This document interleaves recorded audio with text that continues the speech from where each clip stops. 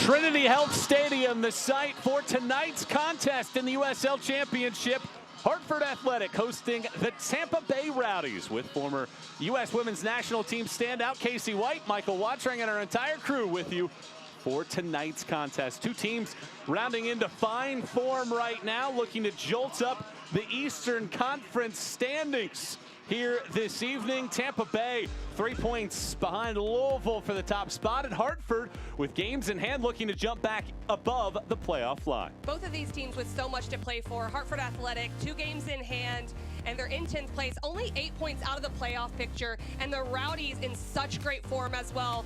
3 points would put them into first place with Louisville City, so it's really tight, and more than just a tie matters in this game for both teams. Standings brought to you by Jim Beam and Ornitos. And Hartford has a different look in its overall lineup with no Andre Lewis available tonight. Joel Johnson will have to shoulder the load. And he's a player that has stepped up all year, 4 goals in 17 matches, but also creating 13 chances for those around him. He's good on both sides of the ball, so not only the offensive side, but can he help stifle this Rowdies attack?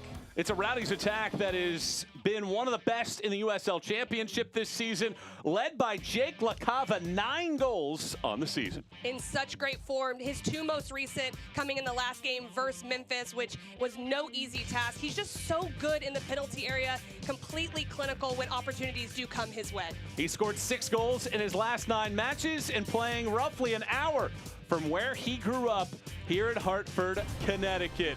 Hartford has 8 points in its last 5 matches. Tampa Bay has an 8-match unbeaten string. What gives tonight? Starting 11s and kickoff coming your way next.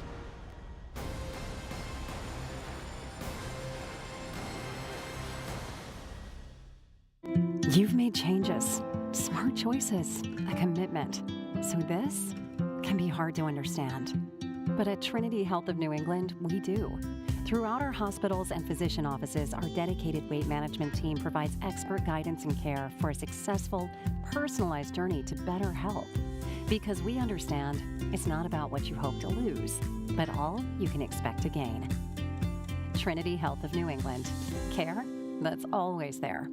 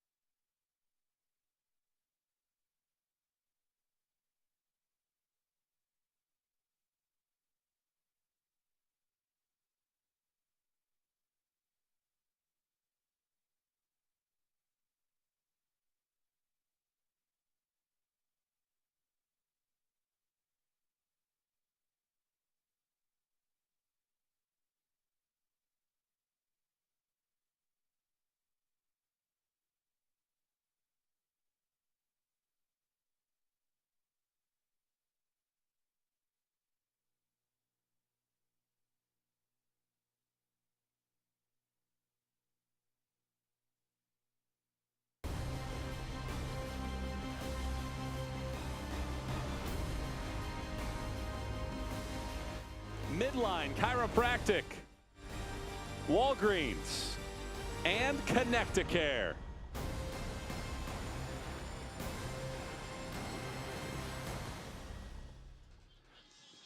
We're back in Hartford, Connecticut as we get ready for the 8th all-time meeting between Hartford Athletic and the Tampa Bay Rowdies. Just about ready for kickoff here. Let's take a look at the starting 11s for these two sides here this evening, beginning with a look at Hartford's group, presented by Liberty Bank, a 4-2-3-1 out for Ray Reed's crew. And Barrera, so important in that holding mid role. He can facilitate the game in so many ways, but Otel getting another start in goal has been really good since coming into that goalkeeping position. And then we talked about Joel Johnson earlier and Obregon Jr. They can create chances for Hartford Athletic. Now let's take a look at Tampa Bay's starting 11, brought to you by Liberty Bank. 4-2-3-1 as well for this group, with Dos Santos at the top. And we talk about La Cava, who can generate opportunities, but Dos Santos coming back into the lineup, also someone who is very good going forward. Ekra and Hilton and Fernandez, though, have been such a handful for teams to play against. Just about ready for kickoff. Our referee tonight is Joshua Encarnacion. And on a sunny evening here in Connecticut, ready to roll in this Eastern Conference matchup. The whistle blows, Hartford gets the opening possession, and here we go from Trinity Health Stadium in Hartford, Connecticut. Blue uniforms for Hartford Athletic. The Rowdies, meanwhile, with those bright yellow uniforms for this matchup with Casey White. Michael Watring, great to have you with us. Come in, stay a while, kick back, relax, and enjoy this matchup. Two teams riding very good form. Hartford playing its best soccer of the season, while Tampa Bay on the other side, after perhaps an underwhelming start to the year at 3-3-4, they are unbeaten in their last 8. And it's such good timing for them in that middle part of the season to get into the form that they've now figured out how to play into. And a lot of that was just that finishing around the box. Now a lot of different goal scorers contributing here recently for the Rowdies. Jake La Cava had possession for just a moment. Homecoming for him, just over an hour from his childhood home. His mother said there'd be roughly 50 people in attendance for this one. A bus coming over as well to enjoy this matchup between Tampa Bay and Hartford. Tampa Bay unbeaten in the last 3 meetings since almost a calendar year ago, when Hartford won 1-0 thanks to a 23rd minute goal from Derek Dodson. In a matchup like this, it is Hartford that has scored just 18 goals this year, second fewest. 34 goals for Tampa Bay. How crucial are these first 15 minutes for Hartford to ensure that they don't concede early and can play a low-scoring game against this Tampa Bay side? And that's definitely important, especially against a team like Tampa Bay Rowdies. But having the home advantage also big. So can Hartford start quickly? They've enjoyed a lot of possession in their games, but like you said, just hasn't turned into as many goals as they would have liked. Here's Gadula. Now Tulu. Ingested in the middle of the field, but some space and a foul whistled. And a set piece coming up here for Hartford as Obregon Jr.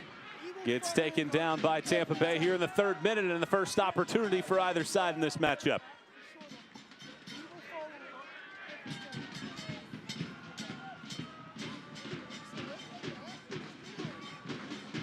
This was a good ball to break the line here, just trying to play into that half space in front. And Obregon Jr. kind of playing in that false 9, comes back and gets the foul there for Hartford.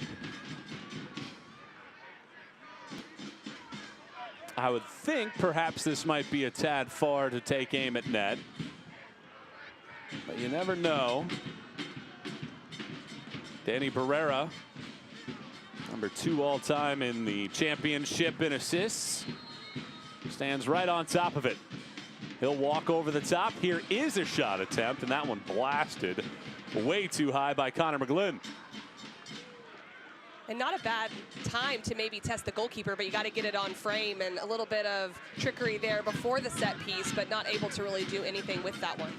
CJ Cochran wearing the all red, 2 clean sheets away from 30 for his USL Championship career.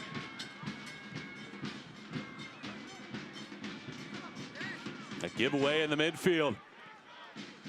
Tampa Bay perhaps with some space. Dos Santos gives it right back, however.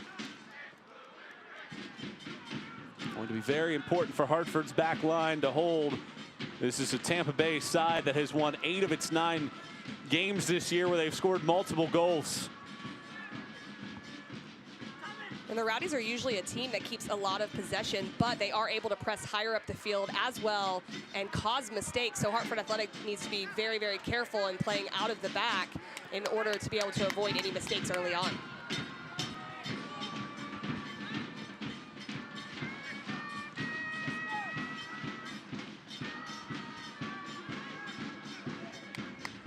Great atmosphere here as this ball is played, looking for Dos Santos.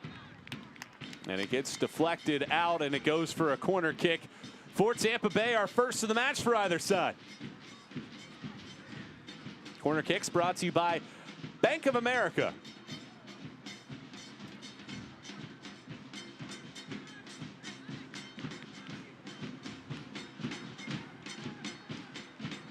Lewis Hilton, the 28-year-old, will take this corner kick. A couple goals for him this season, now trying to set the stage in the 5th minute.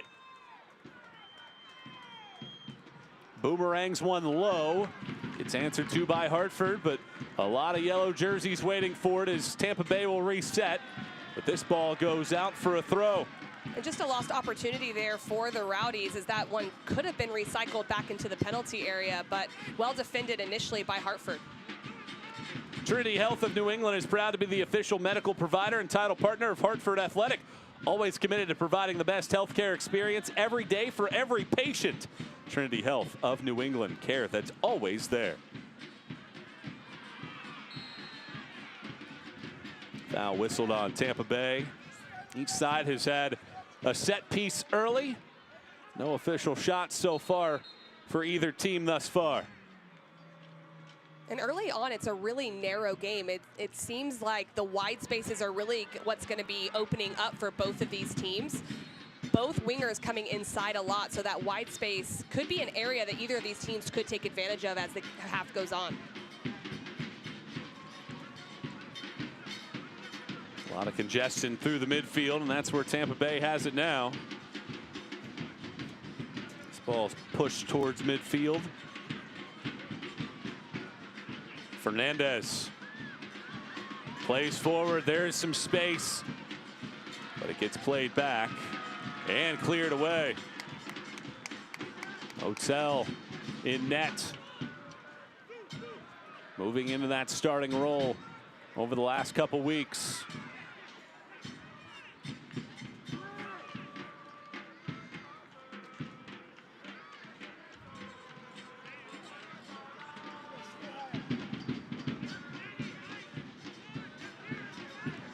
More possession this time around for Tampa Bay.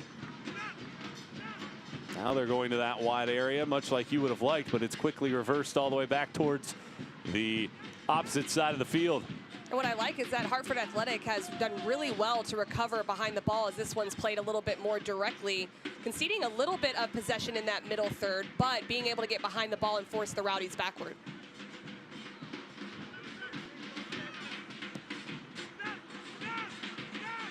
Long ball along the sideline. Well defended by Gadula. And an injury here after Gadula was able to win possession.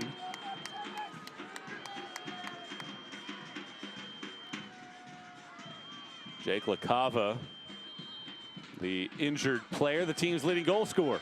And that's not a good sign if you're the Rowdies, as he puts pressure on Gadula here. And Gadula just does a great job to use his body to draw that foul and be able to avoid LaCava in that instance, but he comes out on the worst side of it.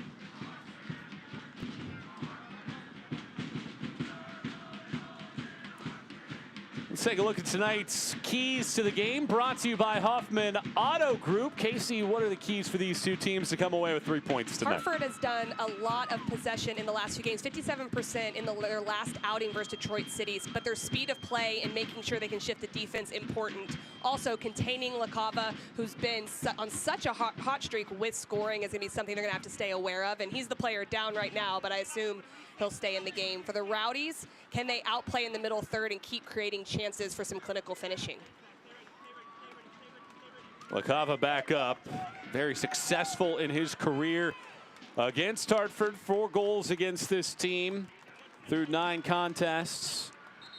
Most versus any opponent, and a homecoming for him. A variety of stops, both in the United States and internationally, and finding a landing spot with Tampa Bay after spending some time with the Red Bulls program, and give him an opportunity to come home. And injured here early, and hope to see him back on the field and could certainly make an impact.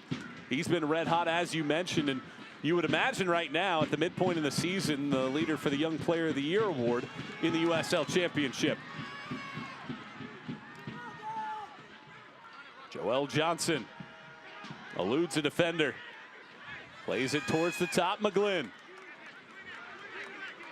Reverses field. All the way back out towards Tom Brewitt.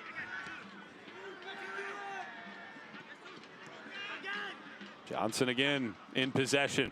And this is a better spell for Hartford, but that speed of play is going to become important because you can see the Rowdies getting into that defensive lower block. So the ball has to move quickly. You have that balance of patience and speed of play that's hard to come by, and they're doing a good job here to get the possession early. It does feel like a lot of the passing lanes are being shut down. Tampa Bay doing a very good job in the high press.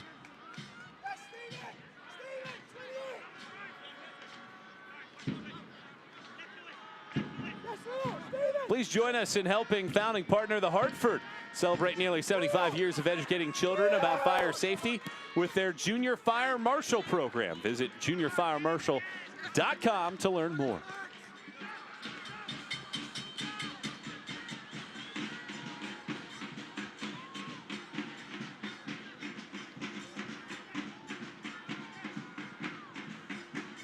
Been a lot of possession here for Hartford, but nothing to show for it. As a foul whistled on Hartford this time around. And I assume Obregon Jr. was holding a little bit with his arms there. Couldn't quite tell, but just trying to jockey for that positioning on the long service to hold possession. Well, we know that Tampa Bay can be potent, but what do they need to do to find some holes in this back line for Hartford, as Hartford Athletic has really weathered this early first 10 minutes plus? Well, I think a little bit more possession as the game goes on. The Rowdies, the more possession they get, it can be harder to play against them just because of the ball movement and the fatigue that can come from that. But what I've liked about Hartford is they've had that equal share of possession here early on as well. So it's a little bit of a chess match right now of which defensive unit is going to stay more disciplined while these possessions do happen. It was a really tough start for Hartford to begin the year through the month of April. 7 losses, 1 draw, and no wins during that time frame. Just 8 points overall through the first dozen matches of the year, but in the last 5 they've gathered in 8, including points in 4 of the last 5. Obregon Jr. gets taken down, and there is a foul, and this will certainly be a dangerous opportunity coming up here for Hartford Athletic.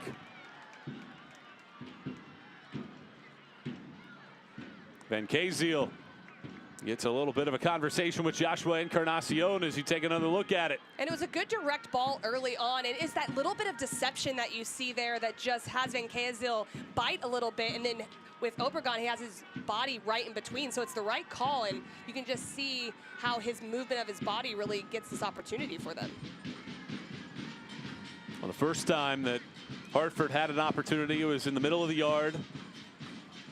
And McGlynn sent it over the top of everything as you take a look at Ray Reed, a legendary career at the Division I collegiate level, second most Division I wins of all time, 457. A lot of those coming with the Huskies of Connecticut. Was retired and joined the staff on May 13th.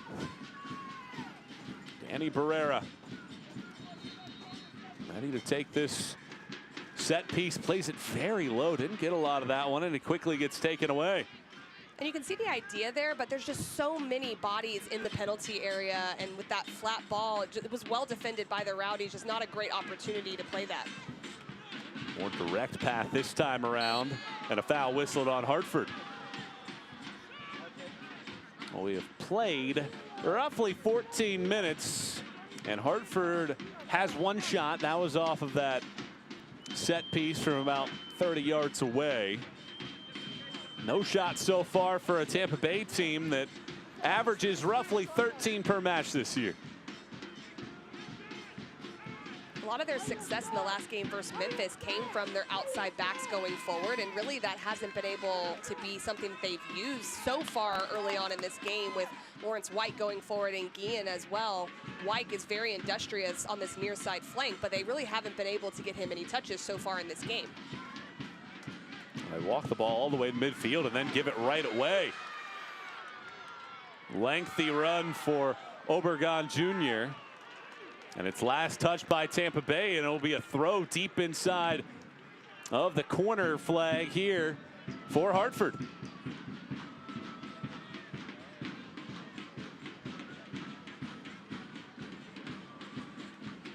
See if the home side can take advantage here. Been a very fine season, winning 3 of the 8 matchups here, coming away with points in half of the affairs played inside of this facility so far this year.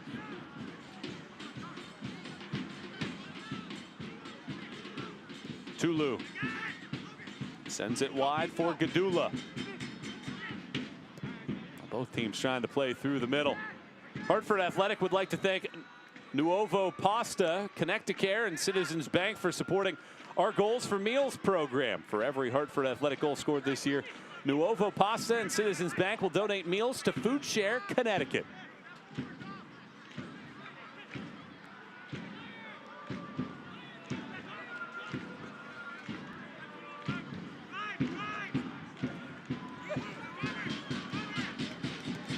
Tulu sends it forward and intercepted. Now let's see if Tampa can ignite a counterattack here. Not a lot of possession, and every time it seems like they do get it, they promptly give it right back. Hartford strong defensively through the first quarter hour. It's really about both of these teams trying to figure out which spaces can they utilize to get a little bit more possession going forward. The possession around the back is great, and there's good patience there, but how can they actually penetrate to create opportunities? She's Casey White. I'm Michael Watching with our entire crew. Tampa Bay and Hartford scoreless so far. A Tampa Bay victory and some help from around the league, and they'd be at the top slot of the Eastern Conference standings at the midway point of the year. 3 points shy of Louisville as this ball's played long, and Cochran will play it on a hop. The 30-year-old keeper from Alpharetta, Georgia.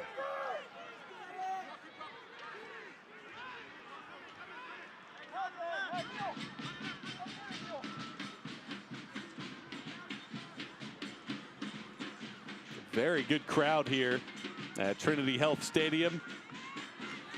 Everybody on the opposite side of the pitch still in the sun. There is some shade starting to leak through on the near side of the pitch. But a fine night here on the East Coast. Hotel with plenty of time, and Tampa sagging back here on the road. This has been a very good Tampa team when they've had to travel this season. 4 wins, 4 draws in 9 matches. And they're unbeaten in their last 4. The last road loss for this Tampa side came back on April 27th.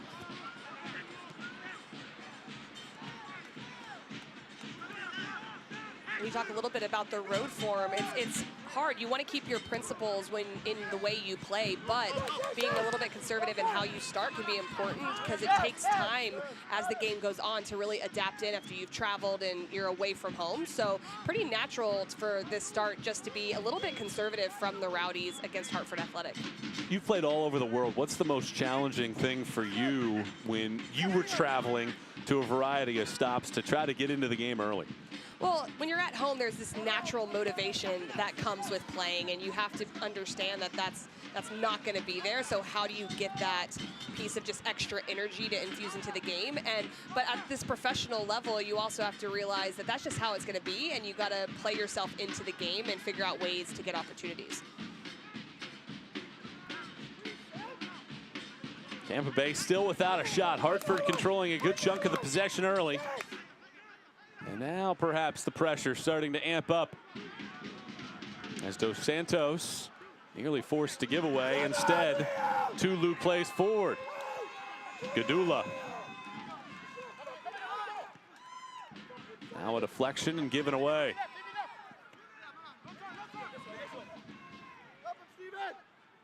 Fernandez gets taken off of the ball. That's a fine slide tackle by Connor McGlynn. It's a great challenge, and honestly, the first time Fernandez has really been on the ball in this first 19 minutes, which is unusual for him as a player, being a playmaker. And then you've got Barrera on the other side, who's found the ball a lot more in midfield for Hartford, and they've enjoyed possession because of it.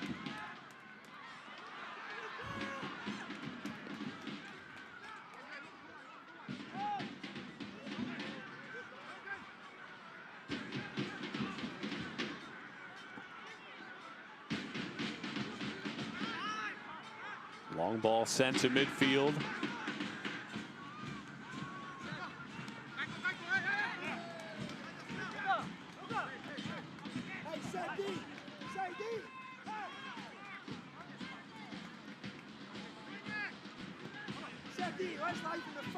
As it stands right now, this style of play favors which team in your eyes?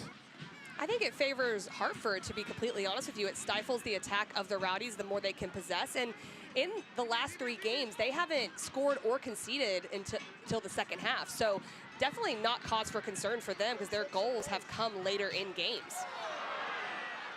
Bumped off of the ball this time around. No foul whistled. And it goes out for a goal kick. Hartford Athletic would like to thank our founding partner, Travelers. Thanks to Travelers, presenting partner of our community champion program. Children from underserved communities throughout Greater Hartford are able to come up to the matches free of charge.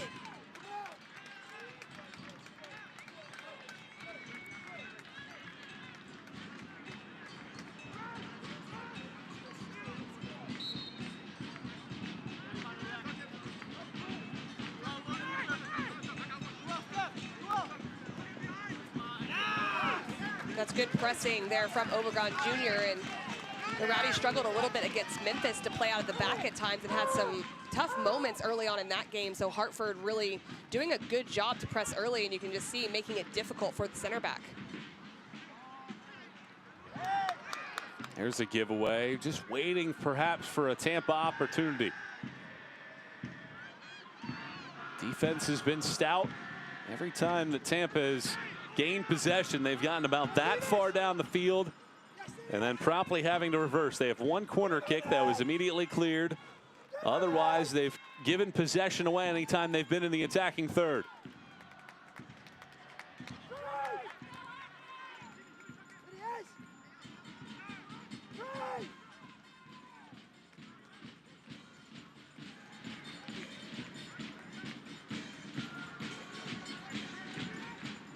Ian plays wide, just like that. Possession given right back.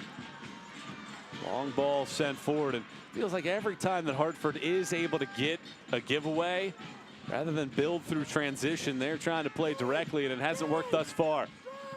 And by doing so, it leads Fernandez into possession. Wyke. Hilton swings it across. And you can see how the spaces are just so small with the possession and the slower speed of play. Both of these teams are able to get into a defensive block that makes the spaces just so difficult to penetrate. Now perhaps a decent build as this ball swung through a very dangerous area, but there were no jerseys for Tampa there. And a foul again whistled on Hartford on a ball that looked like it was won by the home side.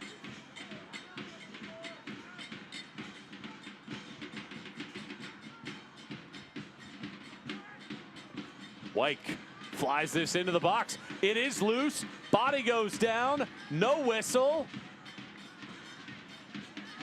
Tampa back into possession for just a fraction of a moment. Given away in Pereira.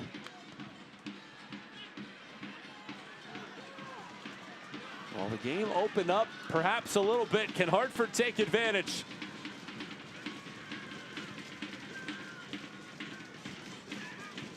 Ball tapped through, and Cochran off of the deflection keeps it in play to avoid the corner.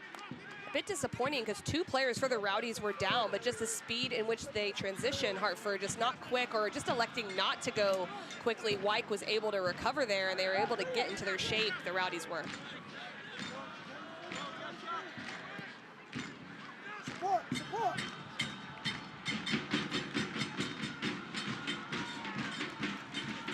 Good defending there by McGlynn. And it's a throw in for Hartford.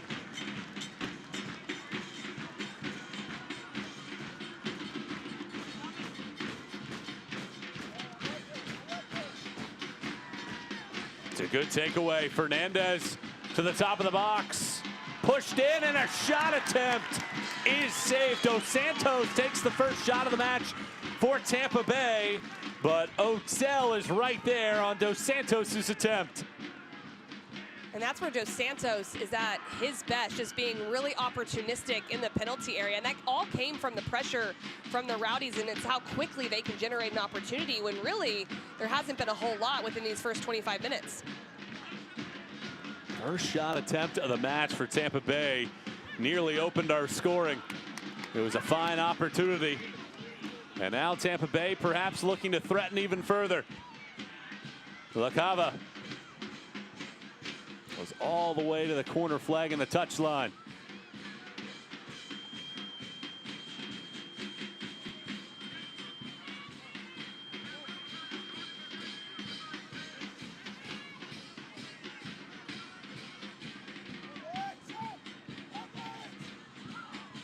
Pushed into the box this time around. It takes another couple pings before it gets cleared away. This time, Hartford able to latch onto it.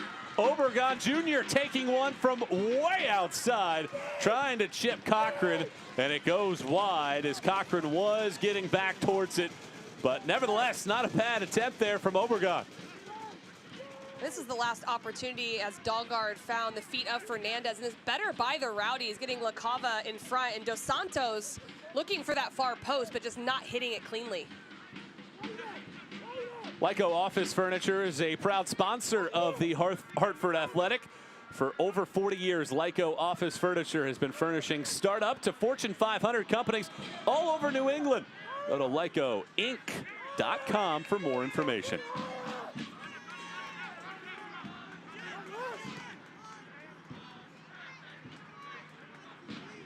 And for both sides so far in the first half, the opportunities have either come from pressing high or a quick transition in the counterattack. That's when both of these teams are finding space, whether it was that last opportunity from Obregon Jr. trying to catch Cochran off his line, or even LaCava getting it in the wide space for a cross. But really nothing within the run of play has really opened up so far except for those moments.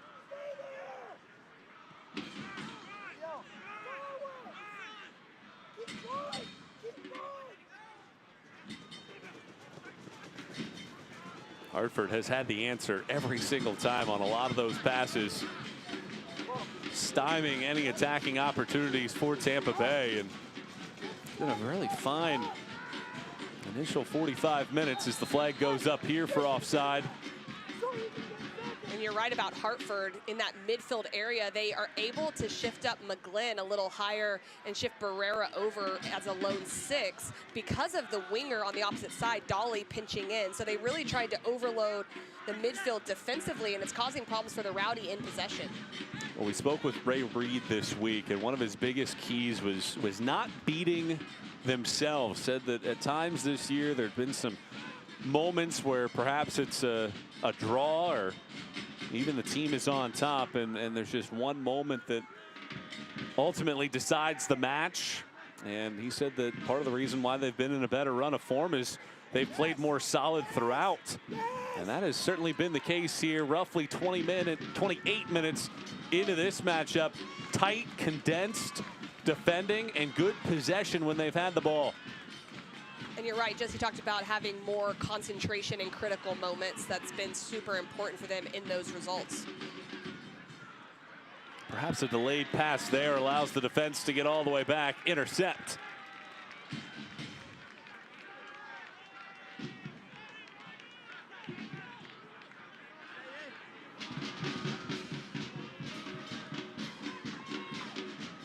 Hotel swings the leg and pummels it over towards Johnson, who's been fairly quiet in this one. 4 goals on the season. Spent the last several years in Charlotte, and now in his first year with Hartford with 4 goals. And that goes back to your point that the wide players haven't been featured a whole lot. It's been mainly in the middle of the field as this ball again going direct, and Obregon Jr. being the intended target. And every time either the central defenders have been able to handle it or Cochran has come off of his line to make the play. And so many times it's that transition from being in a defending shape to an attacking shape that affects the wingers. They're expected to pinch in for Hartford and for the Rowdies. You can just tell when they're out of possession, they're pinched in. So then when that transition happens, how quickly can they get wide?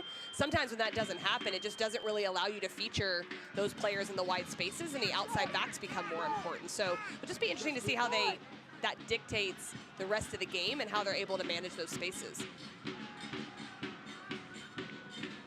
This goes out for a throw in here for Hartford.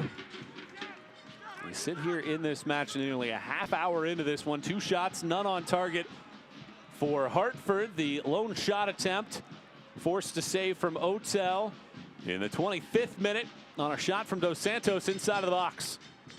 Here's a giveaway. Fernandez flies forward and it gets cleared away. Located in Windsor, Connecticut, Day Hill Dome will feature the region's only full-size indoor field plus multiple outdoor fields. Visit dayhilldome.com for more information.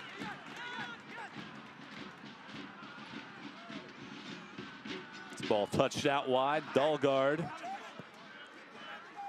Wyke.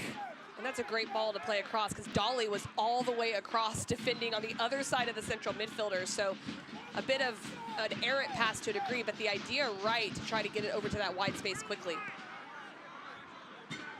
We've played a half hour here in Hartford, Connecticut with Casey White. I'm Michael Watring and our entire crew. Elated to have you alongside to watch this match with us. Tampa Bay, 8 consecutive matches without a loss, 6 wins in that time. It's been a fine run of form for Hartford, coming away with points in 4 of the last 5. So far, 0-0 in a match that has featured 3 total shot attempts. Foul whistled on Hartford, and that looked like a very clean tackle, at least to the naked eye, despite the fact that Wyke went down hard. Will be interesting to see how his boot was. Was it up on that tackle and how Gadula came through? We'll take a look at it. White took a big, heavy touch there, and both legs coming across, so a little bit of a foul. Could have been a scissor tackle if he had followed through with the left. Didn't look like a whole lot in it, but just the structure and way he approached him could often lead to a dangerous tackle. And a yellow card has been shown as well to Gadula, perhaps for the argument after the fact. And our first booking of the matchup. Tampa Bay will get its first set piece that isn't a corner kick. It'll be Lewis Hilton, grew up in England, who's spent time with Charlotte and St. Louis as well. And now in his 3rd season with Tampa Bay. Hilton will take this kick and certainly be looking for a teammate inside of the box to win a ball aerially. Hilton flies it in. And it's first gotten to by a Hartford player and then cleared away as only blue jerseys get there for the 2nd time off of the set piece against Tampa Bay. And it's been such a good start for Hartford Athletic with a lot of possession. That's one of those moments that's important when we talk about the concentration piece of defending a set piece, and they were able to do it. Here's another ball flown into the box. Again, handled by the back line, but still not completely out of trouble yet. Trying to split some defenders and taking aim. But yet again, Otel is tall to the task, and he's looking to start a counter immediately. And for the 3rd time, Obregon Jr. is called for a foul. And it's the initiation of contact from Obregon Jr. that's getting him into trouble. Just as that ball comes, he initiates it, and so a good call by the center official, but a little bit of gamesmanship there from the center forward. It does seem like the game plan for Hartford has become clear to try to play the ball for Obregon and see if he can break down the back line.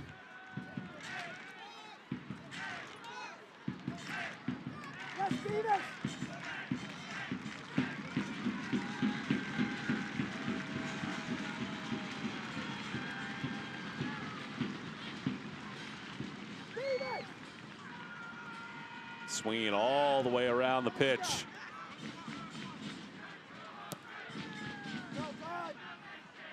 Excellent touch there by Wyke, and a foul whistled again. This time it is Tulu. That gets called for the foul, and yet again another opportunity here for Tampa Bay. Almost from that exact same position we just saw, and Hilton's service was outswinging quite a lot, so I would assume he'll try to get this a little bit deeper into the penalty area this time.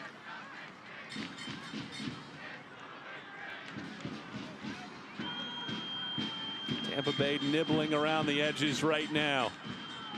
It's starting to find a little bit more of that dangerous touch as they come in tied for the Eastern Conference lead in goals scored. 34 of them on the season. And here comes Hilton again. Flies this one towards the back post. There's nobody over there. And it goes out. They have not been able to make any kind of connection on these set pieces early. And I think that's an incredible service. It's the organization of the runs for me. Where's the back post runner on that? There should be someone that's lingering a little bit later so they can charge with that service, but it's in a much more dangerous area from Hilton that time. Hartford Athletic is proud to partner with Baronet Coffee, a fourth-generation family-owned business. Founded in 1930, Baronet, as this cross gets cleared out. Baronet roasts and sells only the finest specialty coffees. Go to baronetcoffee.com and save 20% on your first order with the code Hartford Athletic. This ball towards the back post. This time there was a runner, but the defense able to hold strong, and Budati gets a quick throw. Well, the pressure starting to amp up. Fernandez, 7 goals on the season. There's space along this right side. It is flung in. A hard shot from Sebastian Dahlgaard. Tampa Bay has jumped on top in the 36th minute.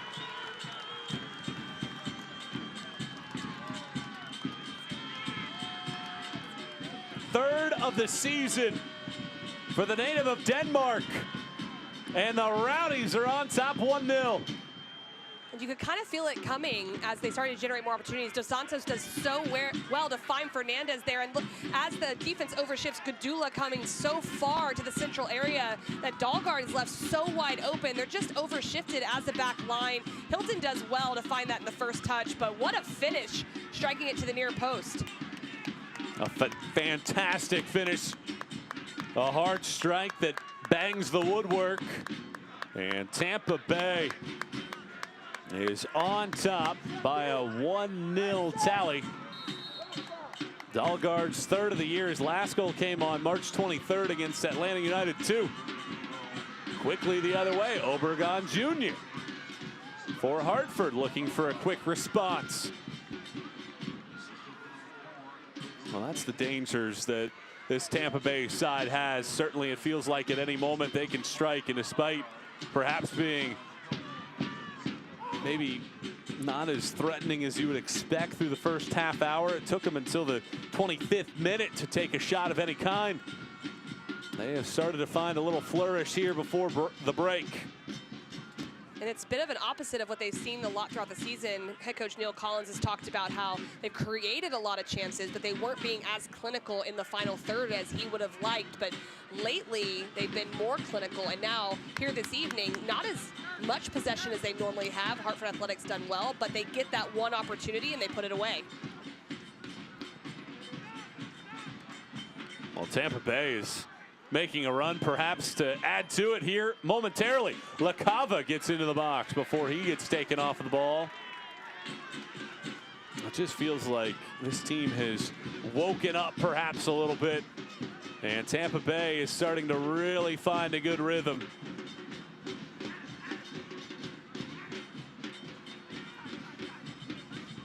Well, that is the 13th goal this season in the final quarter hour of the first half, more than any other team in the USL Championship.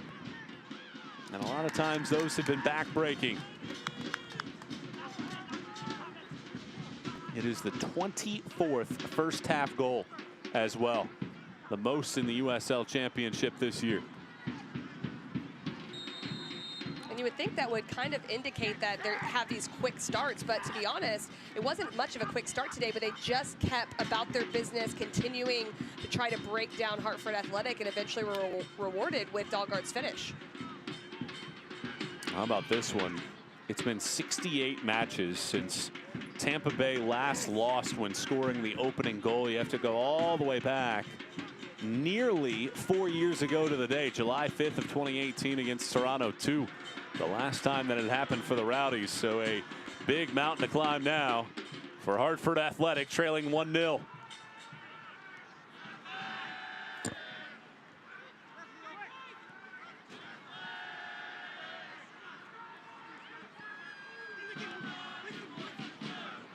Let's see how Hartford responds in this final 5+ minutes. Do they have a leveler in their back pocket? Have a slight edge in possession that's nearly 50-50. I just haven't been able to link up much in the attacking third.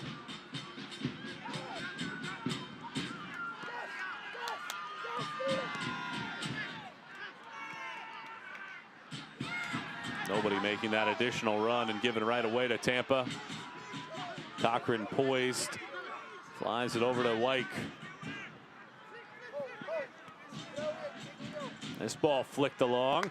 Excellent touch from Leo Fernandez. Space inside of the box. Fernandez with a right boot barrels the right side of the cage. Oh, that was Dos Santos, rather. This is a great direct ball from Lawrence Wyke, just getting it out of the area, but Dos Santos just with a little deft touch right around Brewitt, decides to go himself. You can see him looking across the penalty area, but look at this skill that gets him in behind and exposing that space. No runners coming in time, so he has a chance himself.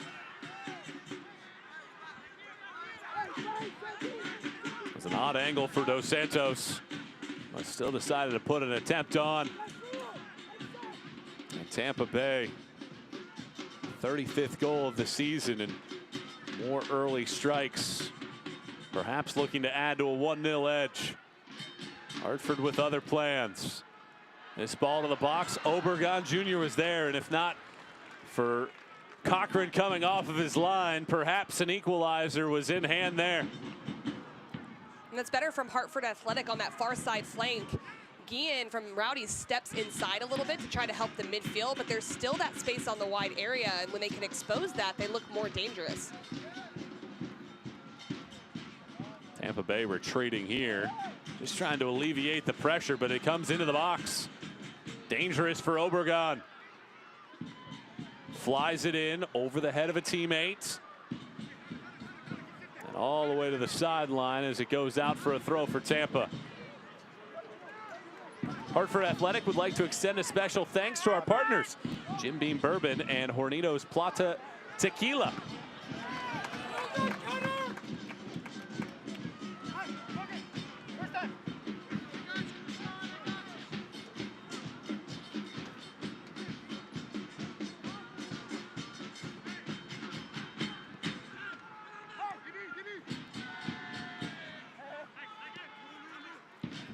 Gadula has some space.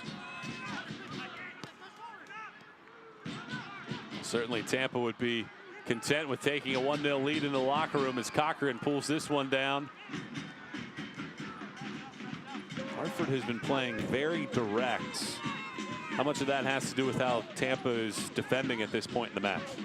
Well, I think that Hartford's enjoying possession, but they're enjoying it in their own half, and they're not able to find balls on the ground in behind the two holding mids of the Rowdies because of how tight it is. Dahlgaard, the goal scorer, was offside.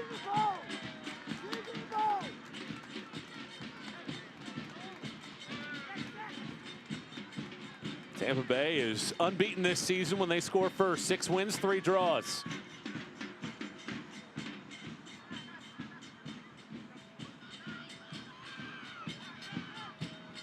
That space where Barrera is in behind Ekra and Hilton is where they need to find, but they're not able to do so right now just because of the outside backs. They're stepping into that space as well. So the Rowdies are doing a really good defensive job, and I think it's more about that than Hartford's attack necessarily.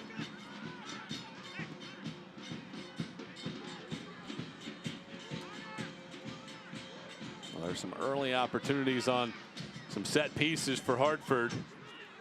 The field is slanted in the opposite direction in the waning moments of this opening 45 minutes. Hartford looking to build up here. And they connect some passes.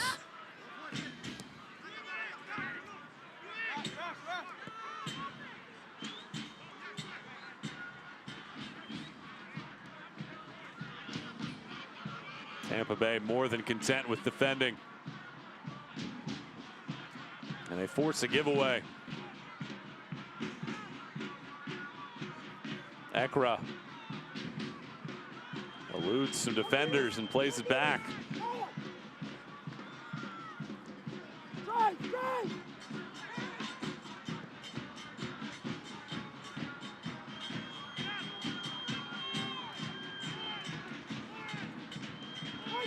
Bricknell Vineyard stoppage time. There are 2 minutes of stoppage time.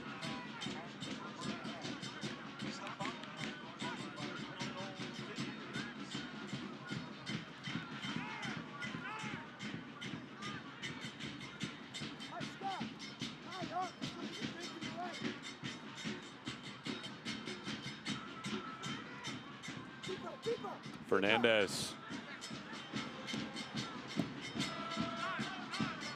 Well, obviously, Tampa Bay is going to be very content with the margin at the break. If you're Hartford, perhaps a different sentiment. What would your message be to the group? What kind of changes do you think could be employed entering half number 2 for Hartford? Well, for Hartford, I think it's all about just the speed in which they're making decisions. There's a little bit of impatience with that piece, and that's to do with the disciplined defense, but just continuing to be patient and circulating the ball is going to be very important, and maybe isolating a little bit more in those wide spaces in the 1v1. That's when they've gotten opportunities. Here's a long distance attempt. Both sides have taken one from near midfield. Neither have been on target. And in the final 3/4 of a minute of the first half, with Tampa Bay on top 1-0, Hartford will have to put the pedal to the metal if they want to find an equalizer here in the opening 45.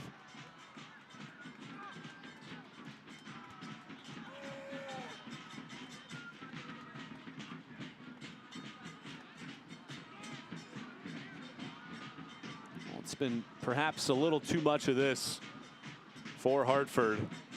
Patience in building.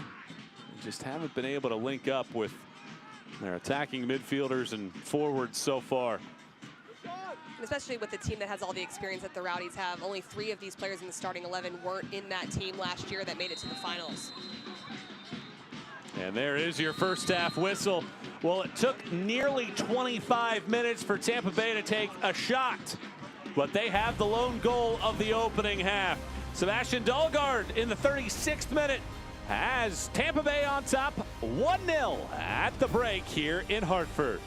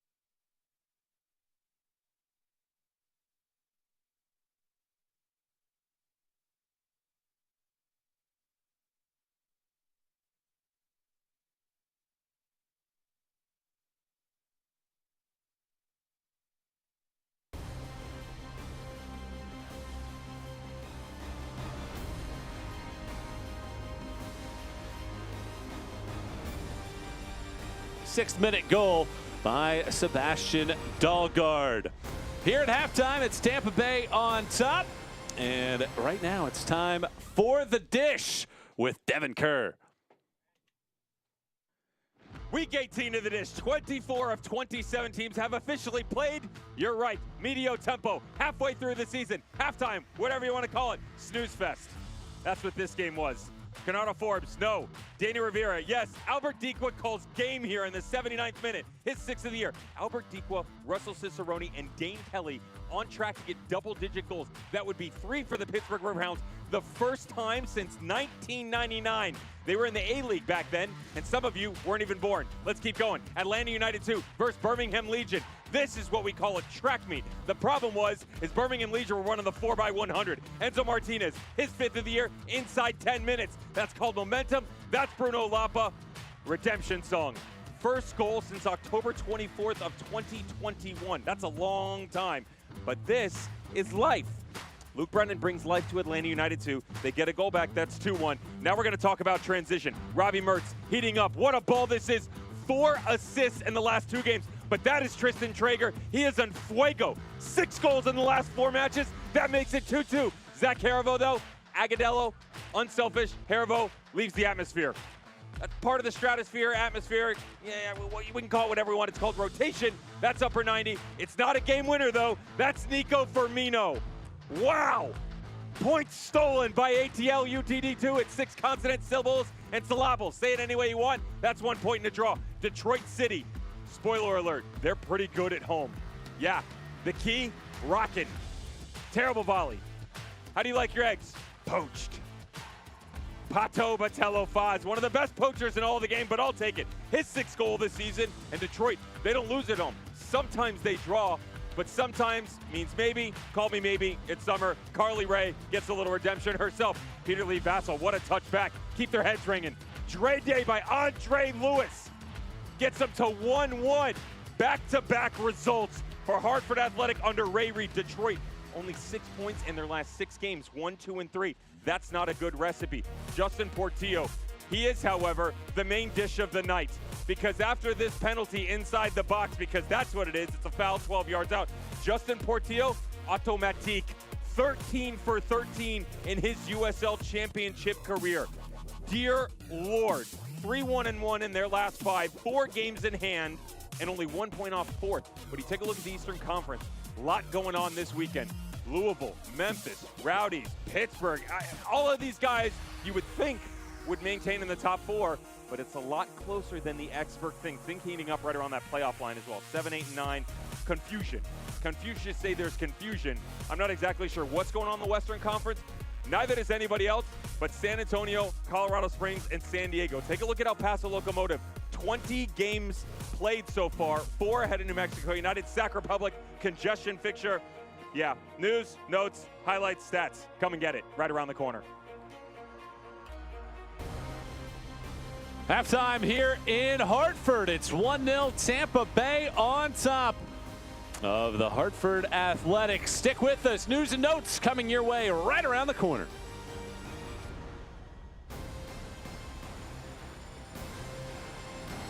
I mean, yeah, let's talk about today we're gonna go topics. Roll it down. I am. You don't need a car to listen to Sirius XM. You can listen anywhere. You know that, right? What? Kevin Hart's Laugh Out Loud Radio. Kevin, you could use your phone. What?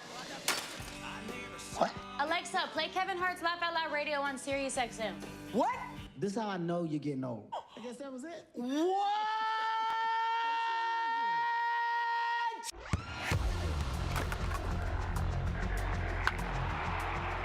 We all have goals. But let's be honest. Most of us aren't going to be professional athletes. But if your goal is to finish your degree, we can help. Come to a university that puts your goals first. Bellevue University, your partner in finishing goals.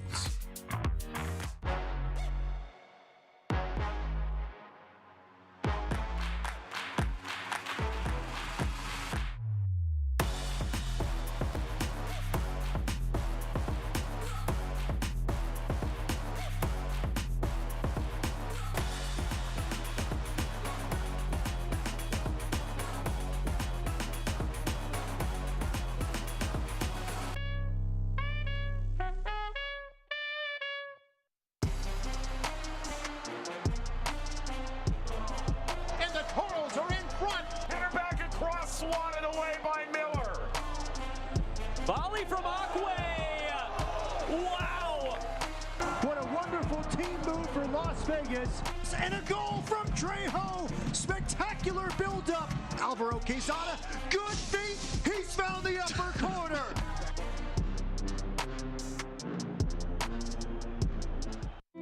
You strive to stay on top of your health, but you can't always see what's coming. So whether you're ready or not, we are. At Trinity Health of New England, offering you expert orthopedic care throughout our hospitals and physician offices, whenever you need us, for whatever it is. You didn't plan on the pain, but you can make your next move an easy one. Trinity Health of New England. Care that's always there. 1-0 Tampa Bay here at halftime against Hartford Athletic.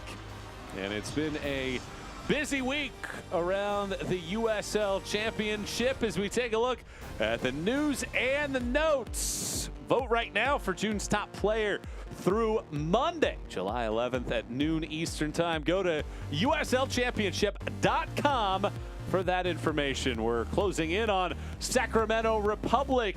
They get to host Sporting Kansas City in the semifinals. That comes your way July 27th on ESPN Plus and on ESPN Deportes. Two playoff hopefuls battle at 7:30 Eastern, RGV and Las Vegas. But very exciting times for Sacramento Republic in the U.S. Open Cup. Now time to take a look at the USL schedule. Wednesday, a midweek matchup. Miami and Charleston, 7 o'clock Eastern.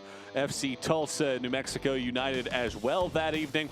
And then on Friday, it'll be Red Bulls 2 and Indy 11. And the Switchbacks will take on Galaxy 2 at 9 Eastern time. That is, what is that? 7 Mountain and 6 Pacific for that matchup on Friday. All of those matches, as all year long, can be found on ESPN Plus. Here's your Eastern Conference standings. Live results right now. Tampa Bay has jolted their way to the top of the table, and that's certainly something that Tampa Bay playing for in this matchup, looking for a 9th consecutive match unbeaten. Here at halftime, it is a 1-0 margin. Rowdies on top of Hartford Athletic. Halftime highlights and stats come your way when we return here in a moment.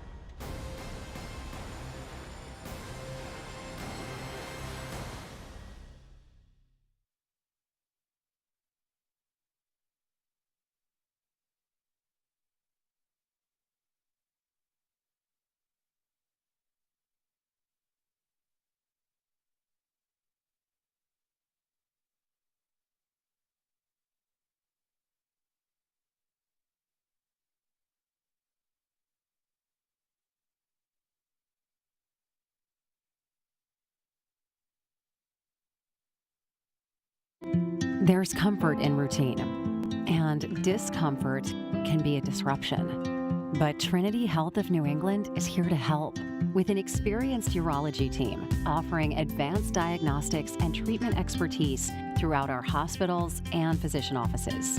Because if something is keeping you from living well, you deserve better and the very best care to make it happen. Trinity Health of New England. Care that's always there. You've got a life to live, and you don't want to miss a beat. But sometimes it happens. And Trinity Health of New England is ready with comprehensive cardiovascular expertise, delivered with commitment and compassion throughout our network of hospitals and physician offices. So when you trust your care to Trinity, you won't have to hope for the best. You can set your heart on it. Trinity Health of New England. Care that's always there. You've made changes, smart choices, a commitment. So this can be hard to understand. But at Trinity Health of New England, we do. Throughout our hospitals and physician offices, our dedicated weight management team provides expert guidance and care for a successful, personalized journey to better health. Because we understand it's not about what you hope to lose, but all you can expect to gain. Trinity Health of New England. Care that's always there. Lays Fly Airport Parking is a proud partner of the Hartford Athletic. Save 20% on your airport parking by pre-booking on laysfly.com.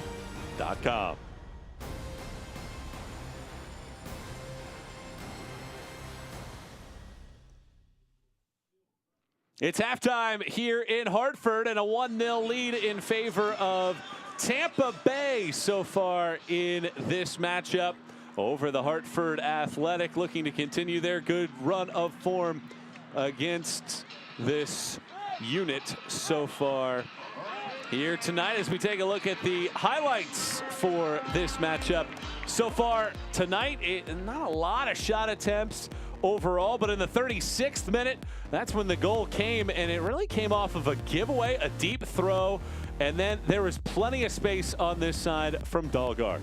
And it started with that defending from Dos Santos, but Dalgard makes the most of the opportunity within the penalty area, but just pressing higher up the field, and Dos Santos with a really good individual effort. Fernandez finding Hilton's feet, and Hilton taking one touch. If he had taken two, there would have been not enough space to find Dalgard, and a great finish for the lead. Third goal of the season for Sebastian Dalgard, and a 24th first half goal for Tampa Bay. 5 shots to 2 in favor of Tampa Bay. Not pictured there despite the possession. 8 touches in the opponent's box for Tampa Bay, 1 for Hartford.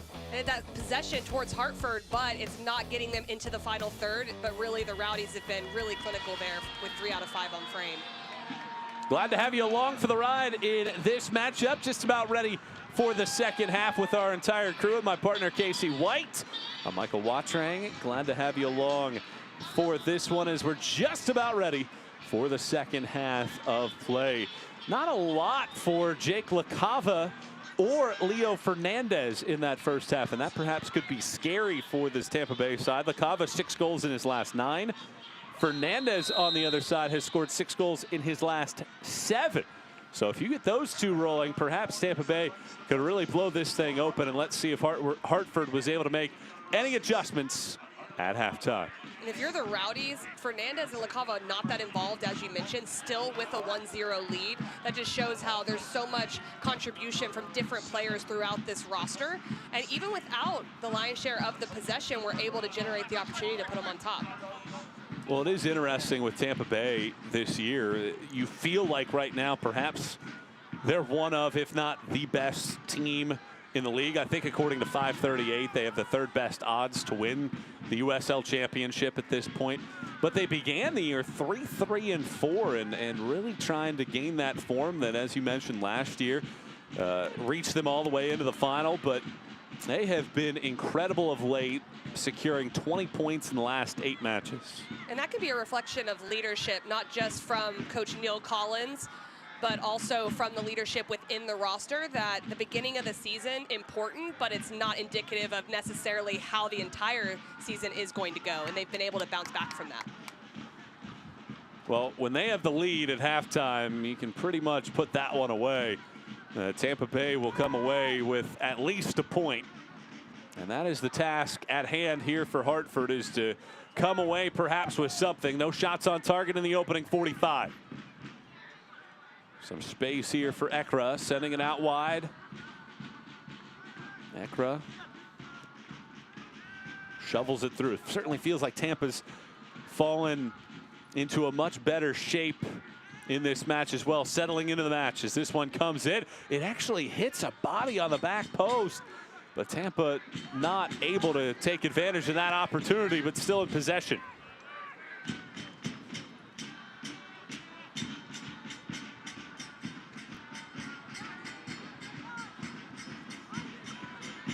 This ball clipped out of play, and it will be a corner kick coming up here for Tampa Bay. Corner kicks brought to you by Bank of America, as well as some subs brought to you by 4G Recycling. Ariel Martinez is out there, and Prince Sadie also into the match. Obergon and Gadula see their shifts come to a close.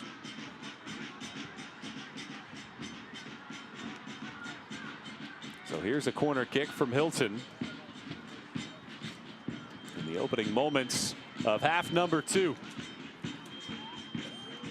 Hilton strikes it low. They dummy it now all the way back. A low shot is blocked. It was a fine move from the training field onto the game pitch, but there's a lot of congestion, a lot of blue jerseys there. But here's a very cheeky pass This one driven low. And Otel there with a response. Pretty good stuff right there by Tampa Bay. It doesn't lead to anything, but pretty dangerous on a couple different opportunities. And there's so much good work there, but Nutt's not able to convert. Now a giveaway.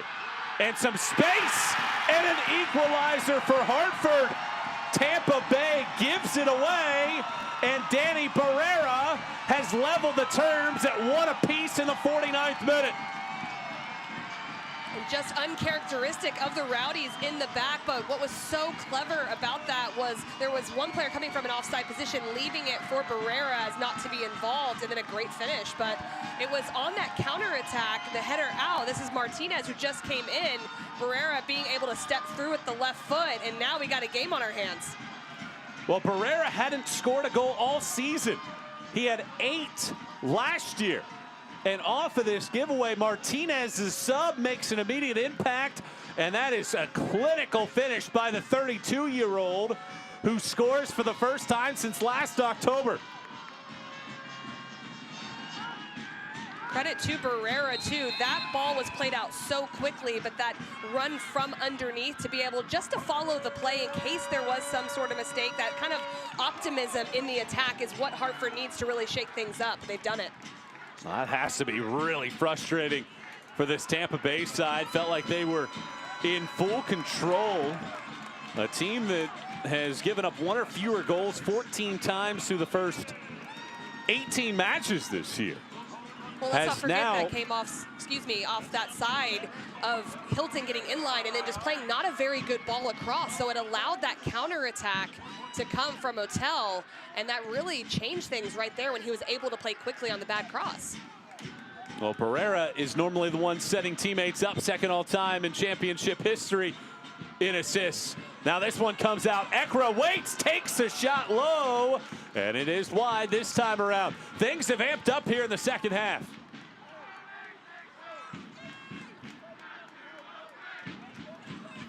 Here's another glance at this ball that fell onto Ekra's boot. He drove it low. Pretty good decision to go in that direction, but Otel probably had that corner taken as it splits wide.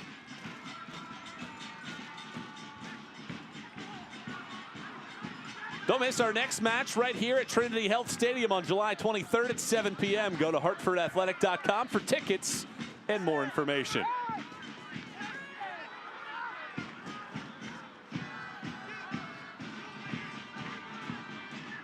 Well, I think Dos Santos is probably in an offside position. That allows Hartford to latch on to the ball. Well, what a way this game has changed. Perhaps, though, things opening up. There's space along this side. Plenty of space. Shifting through, perhaps too much patience that time around. And it's picked up by Otel. You can already just feel the energy shift coming in this second half. Just a little bit more end-to-end. Fernandez finding LaCava here. Thought he was going to strike with the left. It's good deception, but then those little bounces off his leg with the recovering defenders. As you said, maybe just a little bit too much patience there and squandering that opportunity in the penalty area. Well, LaCava with 9 goals. Of course, you have Milan Olowski, who leads the way entering this weekend with a dozen. Otar Carlson in the picture as well, but with the way that LaCava is playing, he could certainly make a late push for the Golden Boot in the league this season. Well, it is a refreshed and refined Hartford group here in the second half. And if you're Ray Reid, your halftime message has rung a bell. Over LaCava's head here and goes out.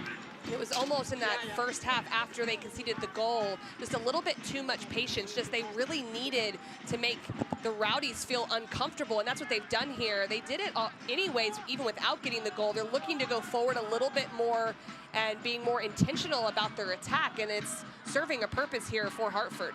Well, Hartford went nearly 25 minutes without a shot until that Barrera goal.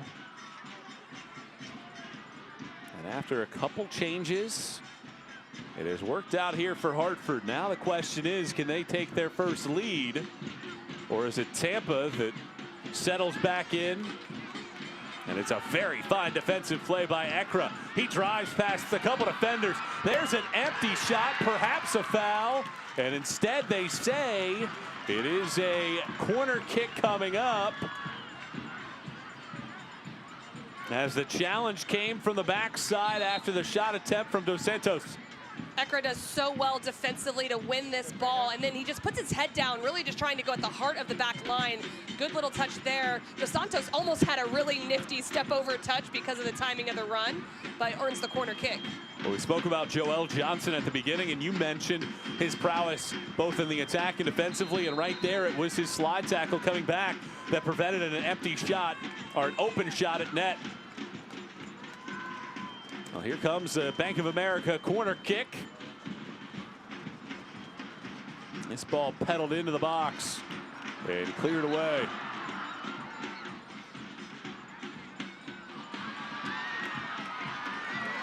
This game has really opened up in the second half. There's some real estate here, but taken away by the Rowdies.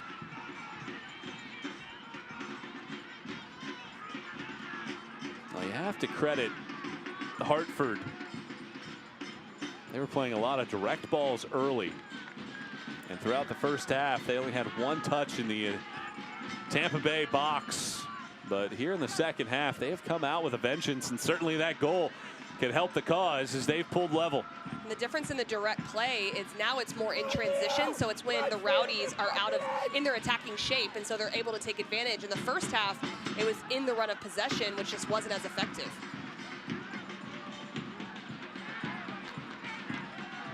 Sadie Martinez. And Tampa Bay, scrambling defensively, is able to clear it away. Dos Santos, he's had a fine run from that side of the field before. This time holds it up, and Hartford takes it back. Since 2018, the Fix has been Hartford County's leading wellness spa.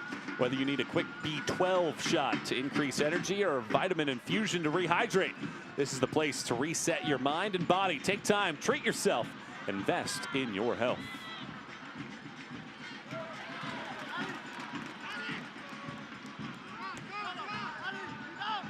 Martinez, there is a lot of real estate there as Barrera flies it forward. Dolly has put Hartford on top. Flag stays down, and Rashawn Dolly has put Hartford ahead from 1-0 down to 2-1 up in less than 5 minutes.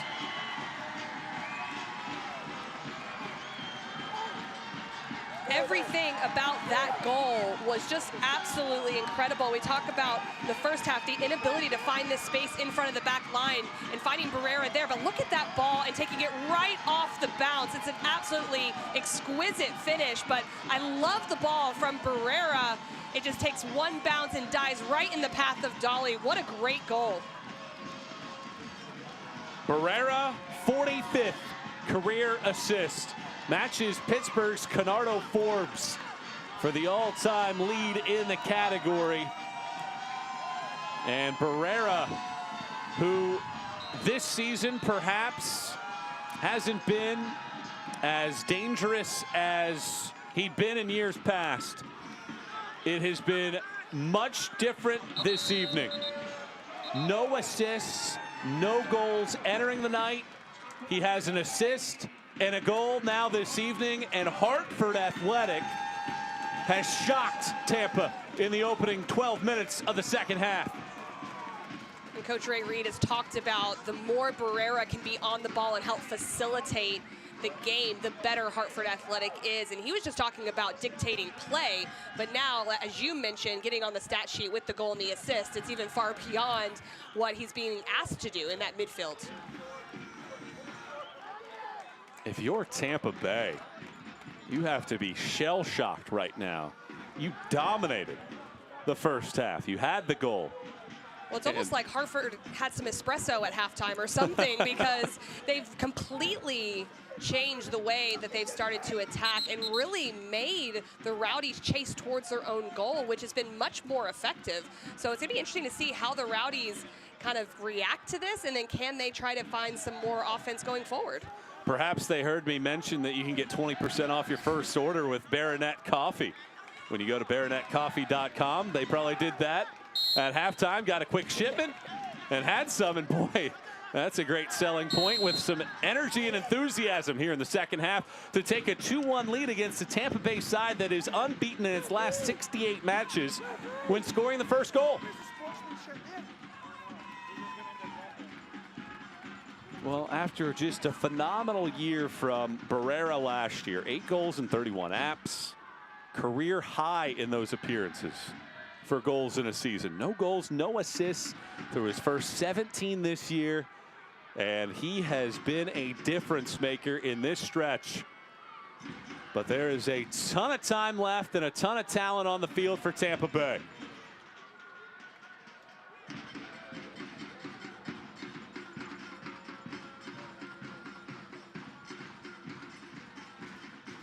Well, we talked with Ray Reid, and he said that concentration in key moments is key. Well, in the attack, the concentration has been perfect in the second half.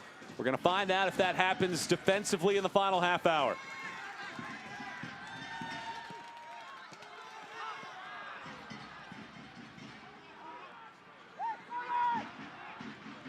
We're in the 60th minute with former U.S. Women's National Team standout Casey White. I'm Michael Watrang, and this has been an entertaining second half. LaCava looking to get to it, but fine defending from Hartford, who has scored twice in roughly about a 5-minute stretch to change a 1-0 deficit into a 2-1 lead. They had 1 touch in the opposing box in the first half. They have 2 in this half, and they've scored on both tries. Tonight is craft beer night. Enjoy some of the best craft breweries Connecticut has to offer every game at Trinity Health Stadium. Yellow card shown to Thomas Van Kaziel, the 27-year-old out of France.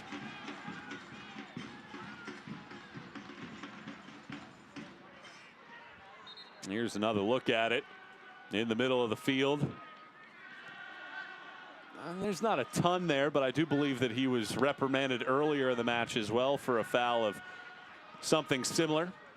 And there might have been a little conversation to be had after that one as well. That might have made the decision a little bit easier. I don't know what perhaps is happening. There were 2 subs for Hartford, but even the back line for Tampa hasn't been as stout as they were in the opening half. This is just the 5th time this year they've allowed multiple goals in a match. And definitely some energy coming in from the substitutions, and Joelle Johnson moved to that back line, and so the outside backs seem to be getting a little bit more forward for Hartford as well. But really it's been in the style of play so far in the second half where they've gone in transition quicker. That speed of play we talked about that was lacking in the first half now has really picked up for Hartford. Well, all the credit goes to Hartford. I think even if you took the goals off of the board through an hour, you take Leo Fernandez and Jake LaCava, I wouldn't say out of the game entirely, but they've certainly done a fine job to limit their opportunities.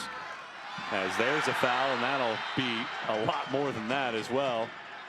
As Joshua Encarnacion already has the card out of his pocket and is showing the yellow.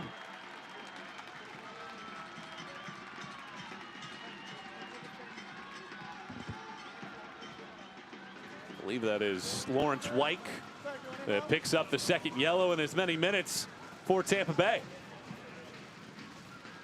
And that one was a pretty easy call for our center official. Just a great turn in that middle area. Lawrence Wyke with the big tug on the back, and definitely deserving of the yellow card before this set piece occurs. But as I was saying, I think Hartford would have liked perhaps a little more dangerous in the attack, but they have played some really fantastic football tonight. Barrera serves this one up to the back post. This one headed away. Tulu was the intended target. Still not completely out of trouble here as Martinez shuffles it in. Back post. Empty opportunity. First shot is missed. Second shot in, but the flag up for offside. And just the commitment of players forward from Hartford is another thing that's really changed in this second half. And the Rowdies are scrambling because of it. You can see how many players are committed to getting into that penalty area before the offside call was bailed out. But just a lot of runners, second and third chance opportunities as Hilton tries to clear. And good job stepping the line by Wyke there last second to get the offside call. Well, Hartford is playing some fantastic attacking soccer right now. They've been rewarded with 2 goals and nearly had a third, but the flag up for offside.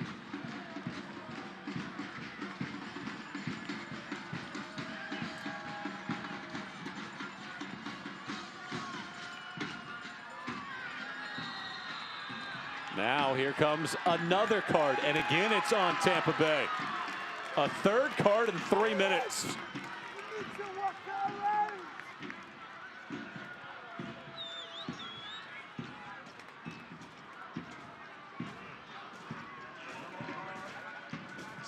This is the last challenge. Dos Santos coming in, using his body, and looked like it might have been a little bit inadvertent there, but maybe not with the closer look. Our center official does give the yellow card to Dos Santos.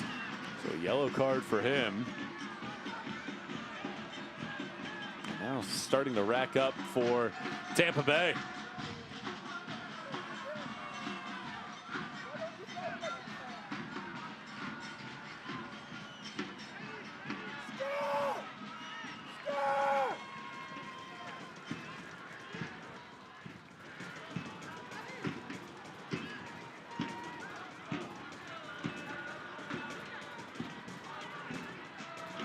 Martinez trying to go to the middle of the field, instead gives it away.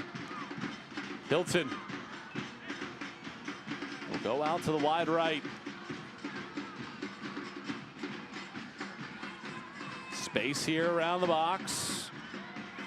But now it feels like this end of the field is slanting in that direction. Deon Harris is on the match, and Jake LaCava sees his shift come to an end. After a brace in his last matchup, no goals this evening for LaCava in a homecoming of sorts for the young 21-year-old who grew up in New Milford, Connecticut. And Deon Harris, who has a couple goals this year, 25 years of age. He played collegiately at Connecticut.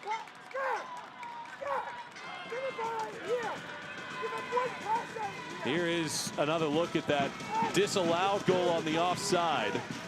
You take a look at Tampa's line stepping forward. And because they were in unison, that ensured that a couple blue jerseys leaked in behind. It was good timing, and it's just a matter of inches there as they step. When that ball gets played backwards or there's pressure on it, that's when the back line should be stepping, and they do well. Well, that's a very good first touch, but Cochran with his right paw denies Sadie on the doorstep.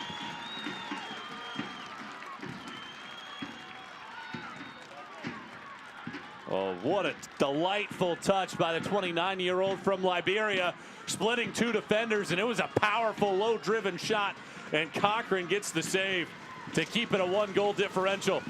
He has been so dynamic since he's come into the game. Normally a starter for this side, but coming in as a super sub of sorts here so far.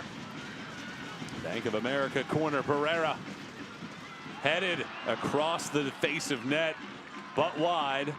A fine opportunity again, and boy, has Hartford been excellent here in the second half. After down 1-0, they've taken a 2-1 lead. Westfield Bank is proud to support Hartford Athletic and all they do to make our communities better. Need more convenience from your bank. At Westfield Bank, you can bank your way. Learn more at westfieldbank.com. Fernandez, been red hot of late, shifts this into the box. An open header goes wide. Dos Santos will want that one back. He was wide open on the chalk on the 6 and pushed it wide left. That just does not happen to Dos Santos often. The cross was just so good and so wide open, and Hartford just gets away with one there, not being tight on the player marking. top 15 all-time in USL Championship history in goals. That time, wide left. You can't imagine he's left too many of those out there on the pitch.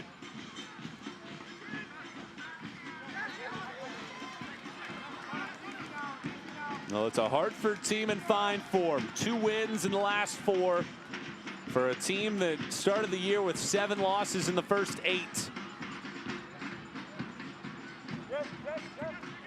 A team that beat Colorado Springs on this pitch last weekend. Now can they upend another one of the top teams in the championship?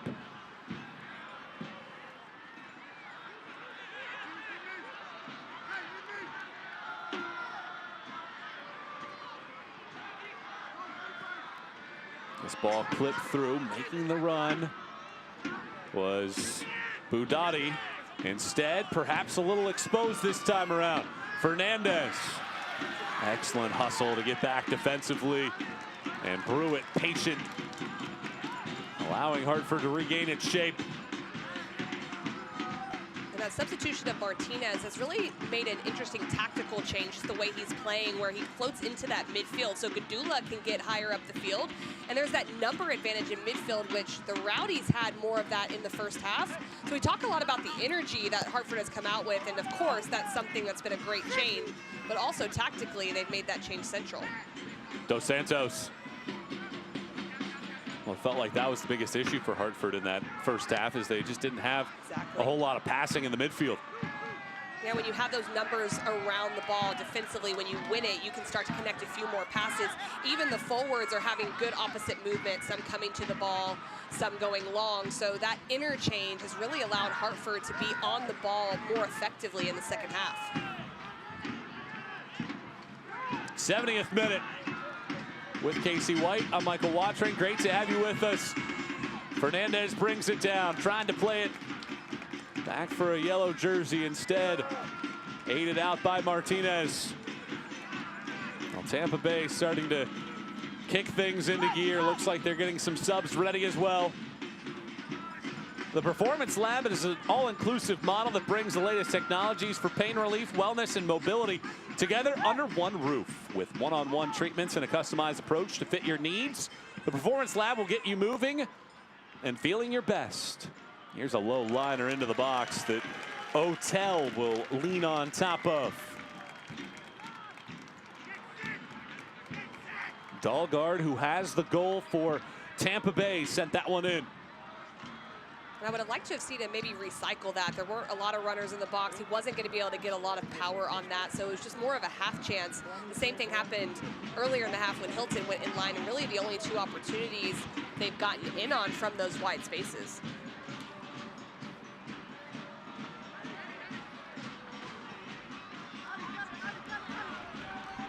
Budati. Martinez. One thing to keep an eye on over the final 20 minutes or so is these are teams that have been on opposite ends of the spectrum this year. Can Hartford play with a lead and see it out? Conversely, a Tampa Bay team that has played on top a lot this year, can they see it out? And here is a penalty given inside of the box that will give the Rowdies a chance to pull level as Dos Santos gets taken down.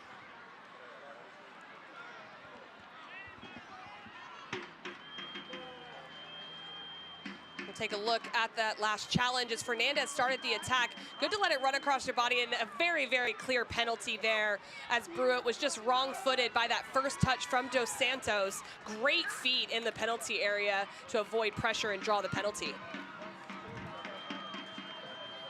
Well, just as I was saying, how do these teams play in their respective positions? We're going to find out right here, right now. Yannick Otel grew up in Munich, Germany, played collegiately at Central Florida. And last year was with the New England Revolution. Can he come up with a big-time save? Leo Fernandez is ready to take aim and see if he can pull level. Fernandez circles. Fernandez equalizes. 2-2 in the 73rd minute. It is the 7th goal in the last 8 matches for Leo Fernandez, and we are once again tied, this time at 2. This is a good, confident approach from Fernandez. Puts it in that bottom left corner, going to the right and low. Just steps up, opens up his body and finishes, and that's a great one. Missed a penalty last week going to that same side versus Memphis, and you can just see the mentality of a goal scorer coming up, stepping up for that one and making no doubt about it.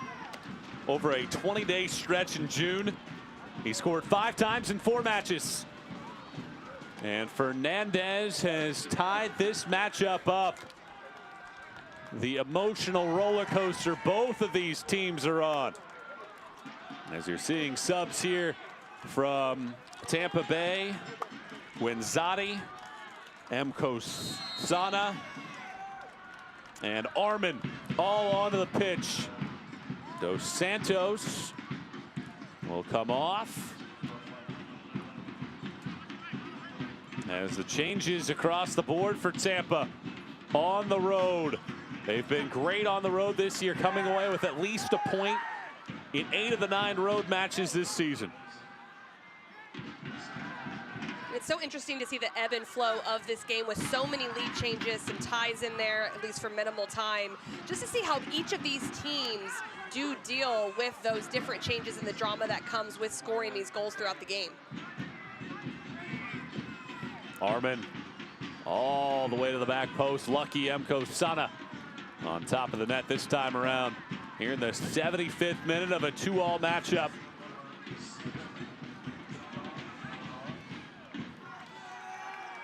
Fernandez has now scored 4 times in his last 3 away matches. And at 2-2. Are we going to see some more fireworks in the final quarter hour? After Hartford had stunned Tampa,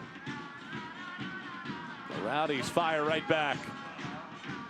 Good ball played here. Dolly, who has one of the 2 goals, gives it right back. Fernandez, pretty good pass, but Sana not making the run on time.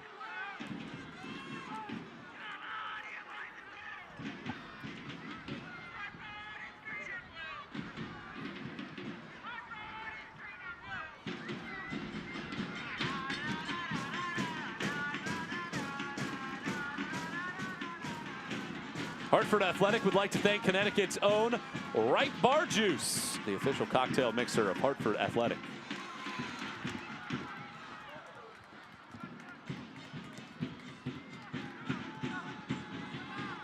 Wenzati closing in on Tampa's all-time lead for goal scoring.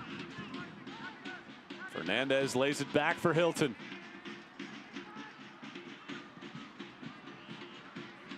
All the way across the box and out. We have about 15 more minutes to decide this one, and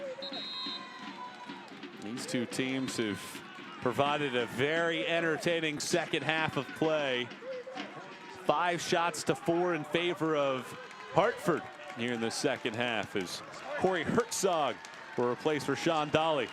This is the replay of that second goal. That was just a beautiful goal from Dolly, who's exiting the game now, but the ball from Barrera just dives in behind the back line so well, and a really well-struck ball. Herzog, number 2 all-time in goals scored in USL Championship history. Sits with 81 of them. A potent attacker onto the pitch for Ray Reid's group. Wyke holds it up. Now decides to take a chip at one, and retreating Otel is able to gobble it up.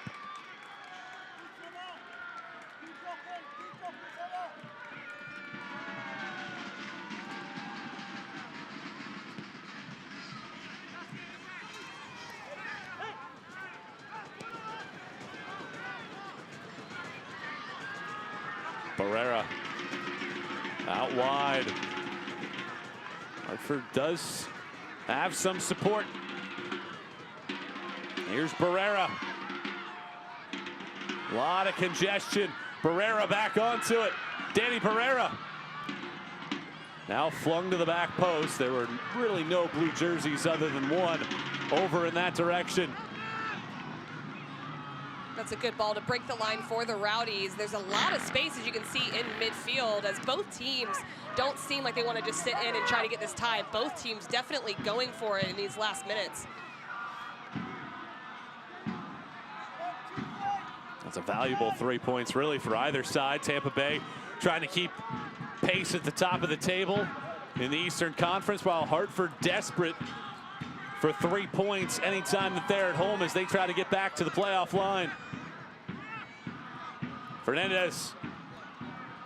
Sana back for Fernandez. He goes down again in the box. This time, there is no whistle. He converted the PK moments ago that tied the match.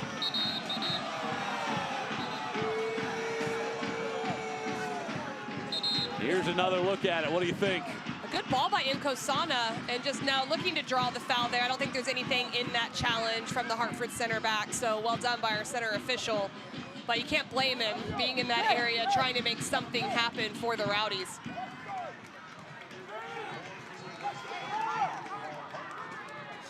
Hartford makes a sub. Perpa is off, and Ash Apollon is on the field. All subs brought to you by 4G Recycling.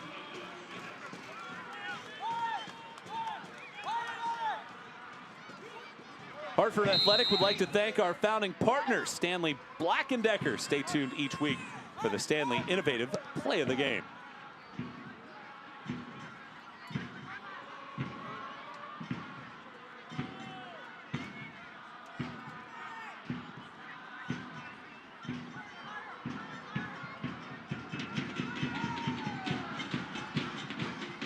Ever since Armin came into the game, the Rowdies have gone more into their 3-5-2 system, leaving 3 at the back, and White moved into that center midfield role right on the ball now. Here's a chipping ball looking for Sana.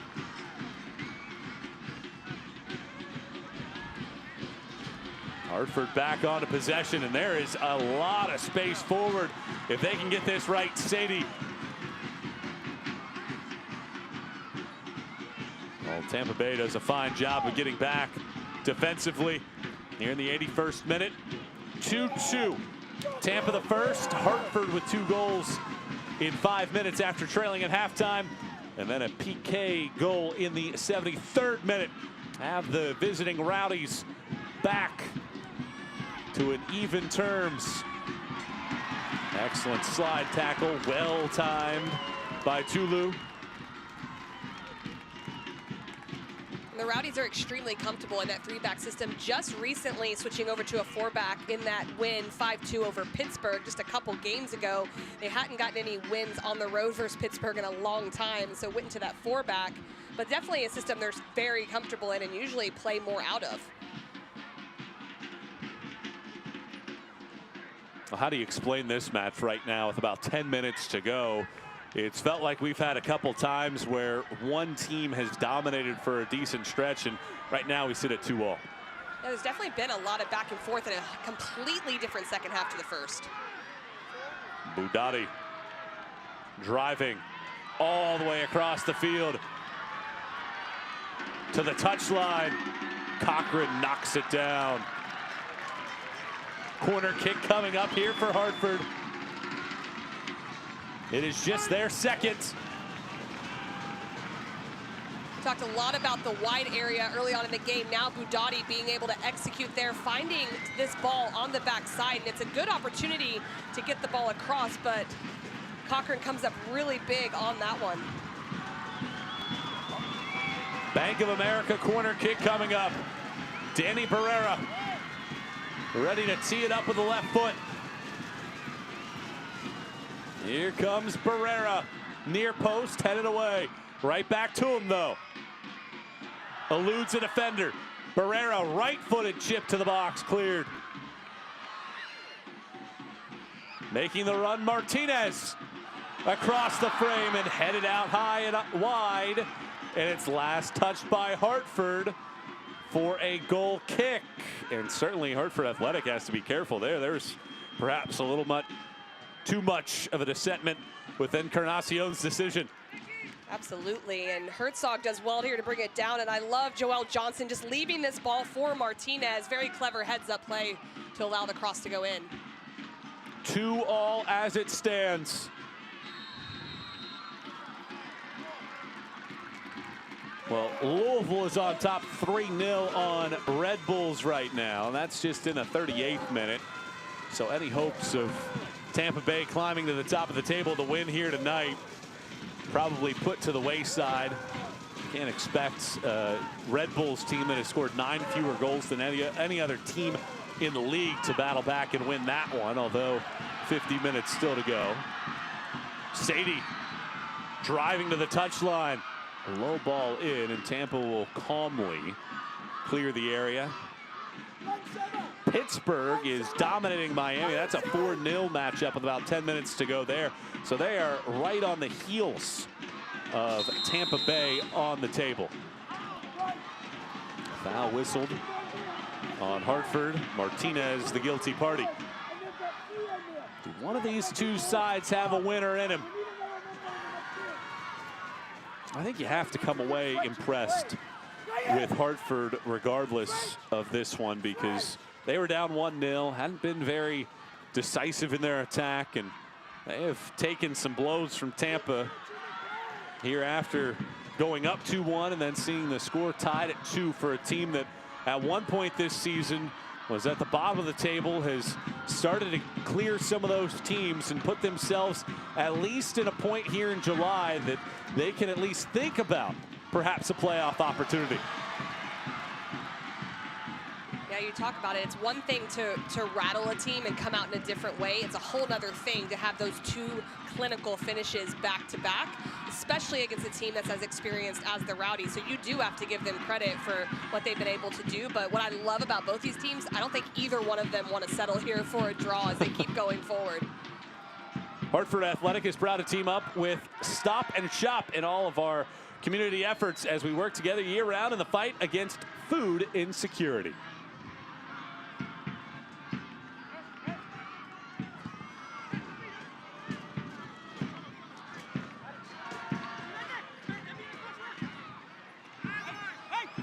Shots overall in the match are 10-8 in favor of Tampa. 4-3 shots on target.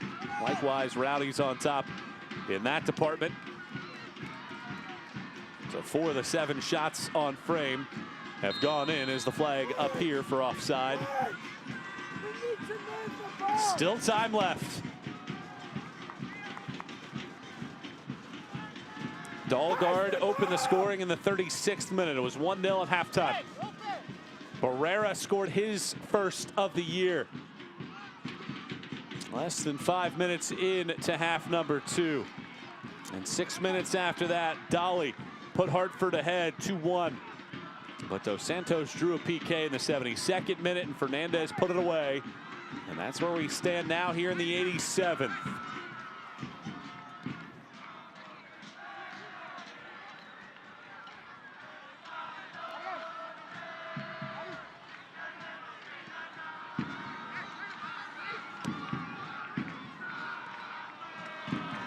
Here's some space. Barrera, his best game of the season so far for Sadie. And a corner coming up for Hartford. It's great movement by Hartford there with Sadie coming back. It allows that underlapping run and really just able to take advantage of that wide space down in the final third.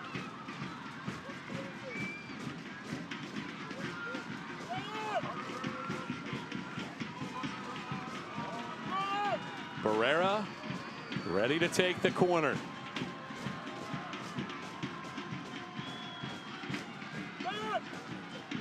Who does he pick out here in the 88th minute? In swinging ball. It's flicked high into the 6-yard box where Cochran leaps to the sky and picks it up. And Tampa will be patient.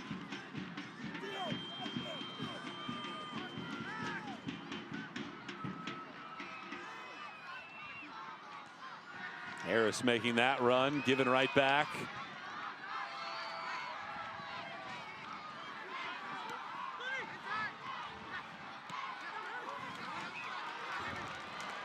Barrera. Feels like Hartford, perhaps.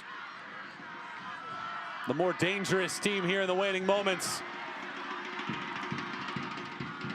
It's another corner kick coming up for Hartford. Again, it's that underlapping run every single time that draws out the wingback of the Rowdies, and then they're able to expose the space in behind for the opportunity. Well, now an opportunity for some gamesmanship as well. Good time, knowing that you'll have these opportunities. Barrera. Fourth season with Hartford.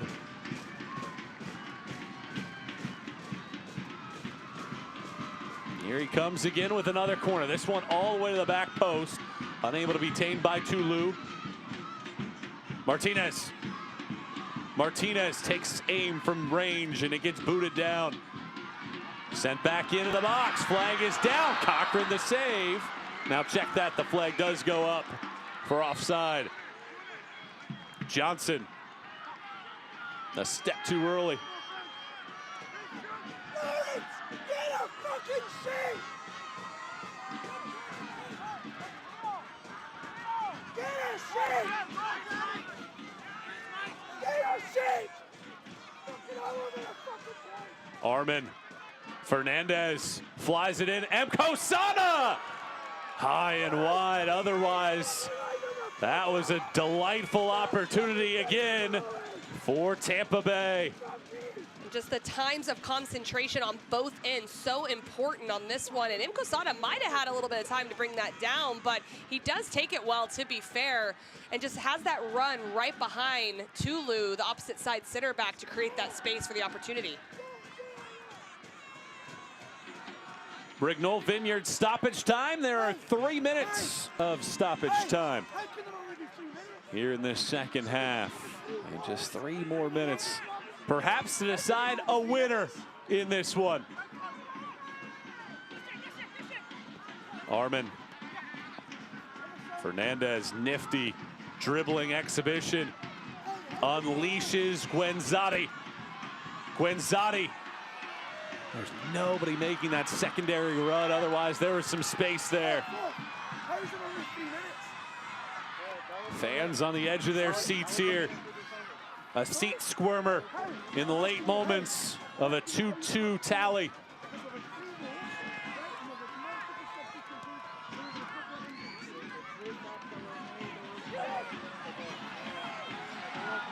Not well weighted enough to pick out Herzog.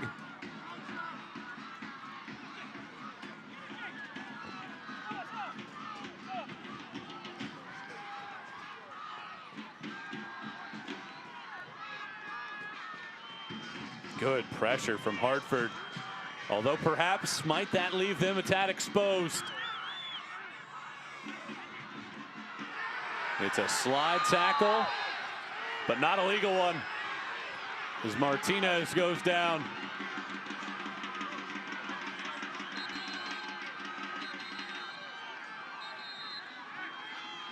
Well, I haven't seen a card come out of Joshua Encarnacion's pocket yet. It was a long run from Jordan Scarlett, and eventually going studs up, and he gets a straight red card.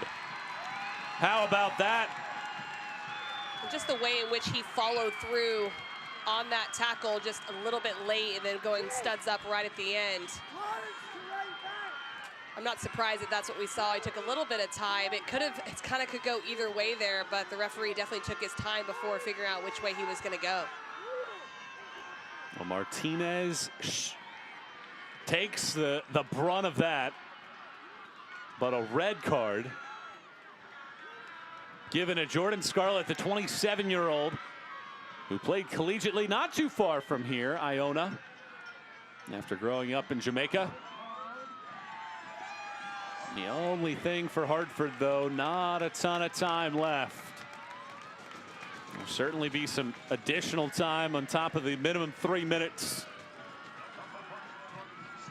Of course, this one the most important, but Connor Antley already, other center back, out with an injury. Now Scarlett being shown the red card, something for them to think about once this result is done as they go forward, as Van Keazilla stepped in well today, but the center backs seem to be going away very quickly.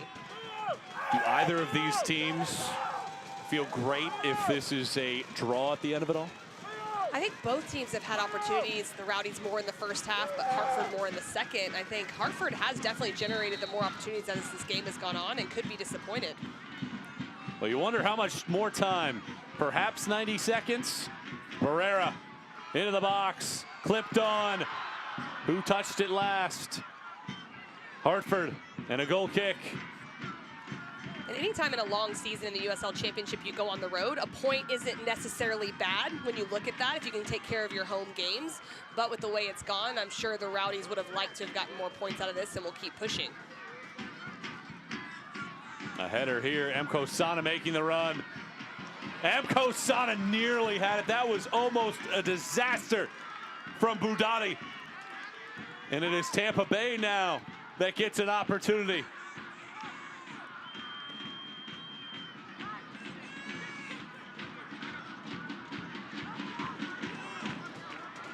Tampa Bay hasn't lost a match in 71 days.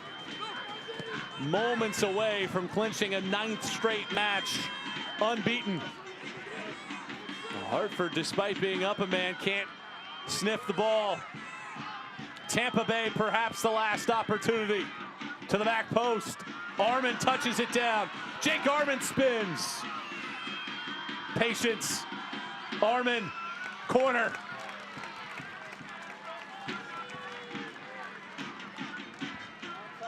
Well, it's the second red card of Scarlett's career, 140th appearance. His last one came 5 years ago.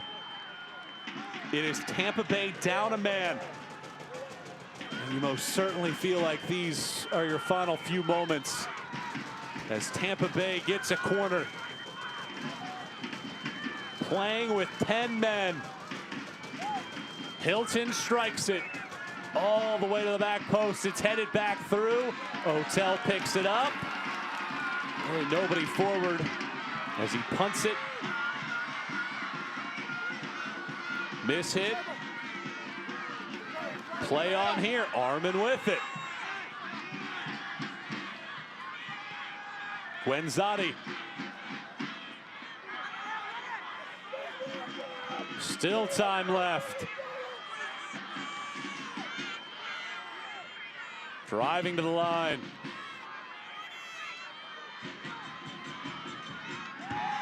Down inside of the box and a penalty! How about that?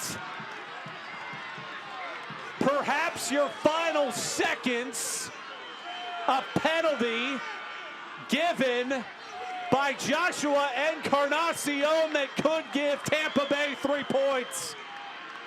Unbelievable scenes here at the end of this one. Not only a lot of minutes over the extra time, but Dayon Harris just goes in the 1v1, takes a chance, why not? Joel Johnson just not well timed on the tackle.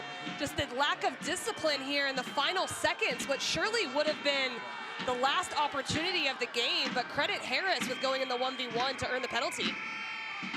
Are you okay with that call at this moment? I'm okay with that call. I think he took him on. Joel Johnson came in late. And inside the penalty area, I think it's a hard call for a referee to make in that moment, but it was a foul. Talk about the change of the guard here. Moments ago, a yellow, or a straight red rather, given to Jordan Scarlett. And the team in yellow was down a man. And Hartford seemed to be on the front foot.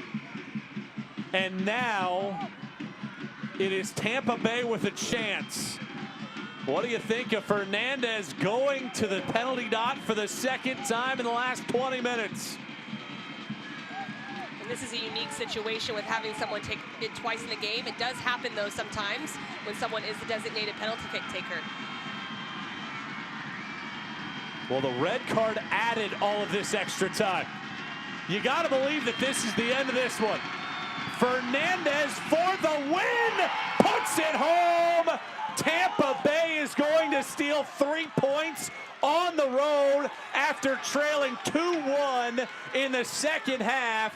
It is the 7th goal in the last 5 matches for Fernandez, and the Rowdies on top. It's absolutely unbelievable scenes and just so good by Fernandez. That is a big moment right there. You've already taken one in this game. You've gone to the bottom left corner. Otel tries to go that way, but just being able to get it on frame in a moment like that, big time from a big time player. Indicating ice in his veins. And after 25 minutes went by without a shot attempt in this match for Tampa Bay, it is the Rowdies that are going to walk out of this stadium with the full 3 points and shock Hartford.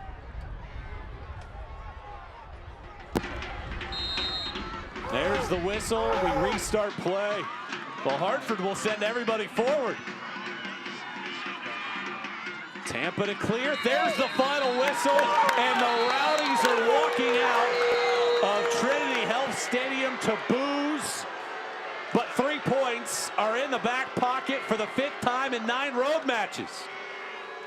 And a 3-2 win, a 7th in the last 9 for the Rowdies.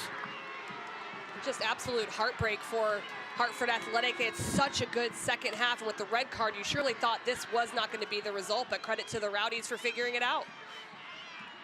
Incredible scenes. And for the 4th straight meeting, Tampa is taking at least a point away from Hartford, and they steal one in the waning moments. 2 penalties given in the final 25 minutes of play. Ray Reed, the veteran, one of the winningest coaches in the history of college soccer, is pointing his team to go by the wayside. He'll handle this one. And this is certainly a game that will live in the lore of this series. And Tampa Bay has secured 3 points on the road, and one of the best road teams in the league wins it. The final score, 3-2. We'll try to sum this one up with highlights and stats before we roll out. When we come back, the final score, 3-2 Tampa.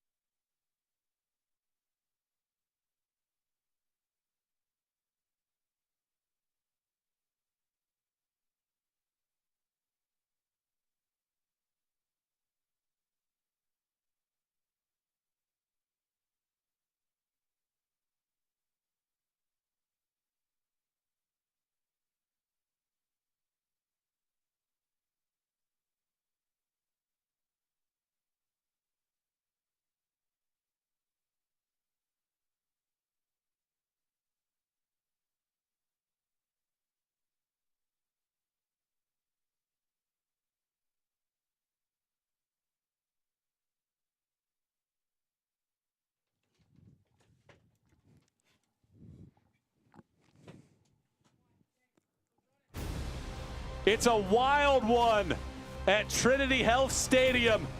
Tampa Bay, after trailing 2-1 in the 70th minute, win it 3-2. Back here in Hartford, Connecticut with Casey White. I'm Michael Watring. We'll do our best to tie a bow on this one and explain how this result came to be here from Connecticut. As we take a look at the full-time highlights between these teams. Really, the first half dominated by Tampa Bay. It took them 25 minutes to get their first shot, but they forced a turnover in the 36th minute. numbers forward, and Sebastian Dahlgaard finding some space and a really clinical right-footed finish off of the woodwork. And normally you're not going to the near post on that, but he does so well with that finish. But then in the second half, Martinez, the halftime substitute, comes in, plays that ball in to Barrera, the run from behind, and just opens up with the left foot, a great finish to equalize. Hartford had one touch in the opponent box in the first 45 minutes. Barrera adds to it, finding Dolly, who puts it home to make it 2-1 Hartford in the span of 6 minutes. Love that finish by Dolly. Not easy to take off that one bounce, but Barrera did a great job finding the space in behind the back line. And then it started to get interesting as Dos Santos, right before being subbed off, draws this penalty kick. And Leo Fernandez, who missed a penalty kick in the last game, makes no mistake about this one and puts it in that bottom corner. Tampa Bay went down a man 3 minutes into stoppage time, but because of that injury that happened, it added time. Dayon Harris draws the foul in the box. Joel Johnson is called for it. Another PK, and Leo Fernandez finishes again. It is his 7th goal in the last 5 matches. There's nobody hotter in this one. How do you sum up the final 90 minutes in this one? I don't know if I have the words. This game had literally everything. Hartford still had the edge in possession, 53% to 47, generating many more shots in the second half with their more direct, intentional style of play, getting 10 compared to 12 for the Rowdies, and 3 to 5 of those on target. But that red card we thought would change things in the opposite direction, but really the Rowdies figured it out. It looked like Tampa's streak of 68 straight matches unbeaten when scoring the opening goal was in jeopardy. But in the waning moments, the Rowdies pull out the win. Fernandez the brace, and Tampa Bay 3 points. The final score, 3-2 for my partner Casey White. I'm Michael Watching signing off. Good night, everybody.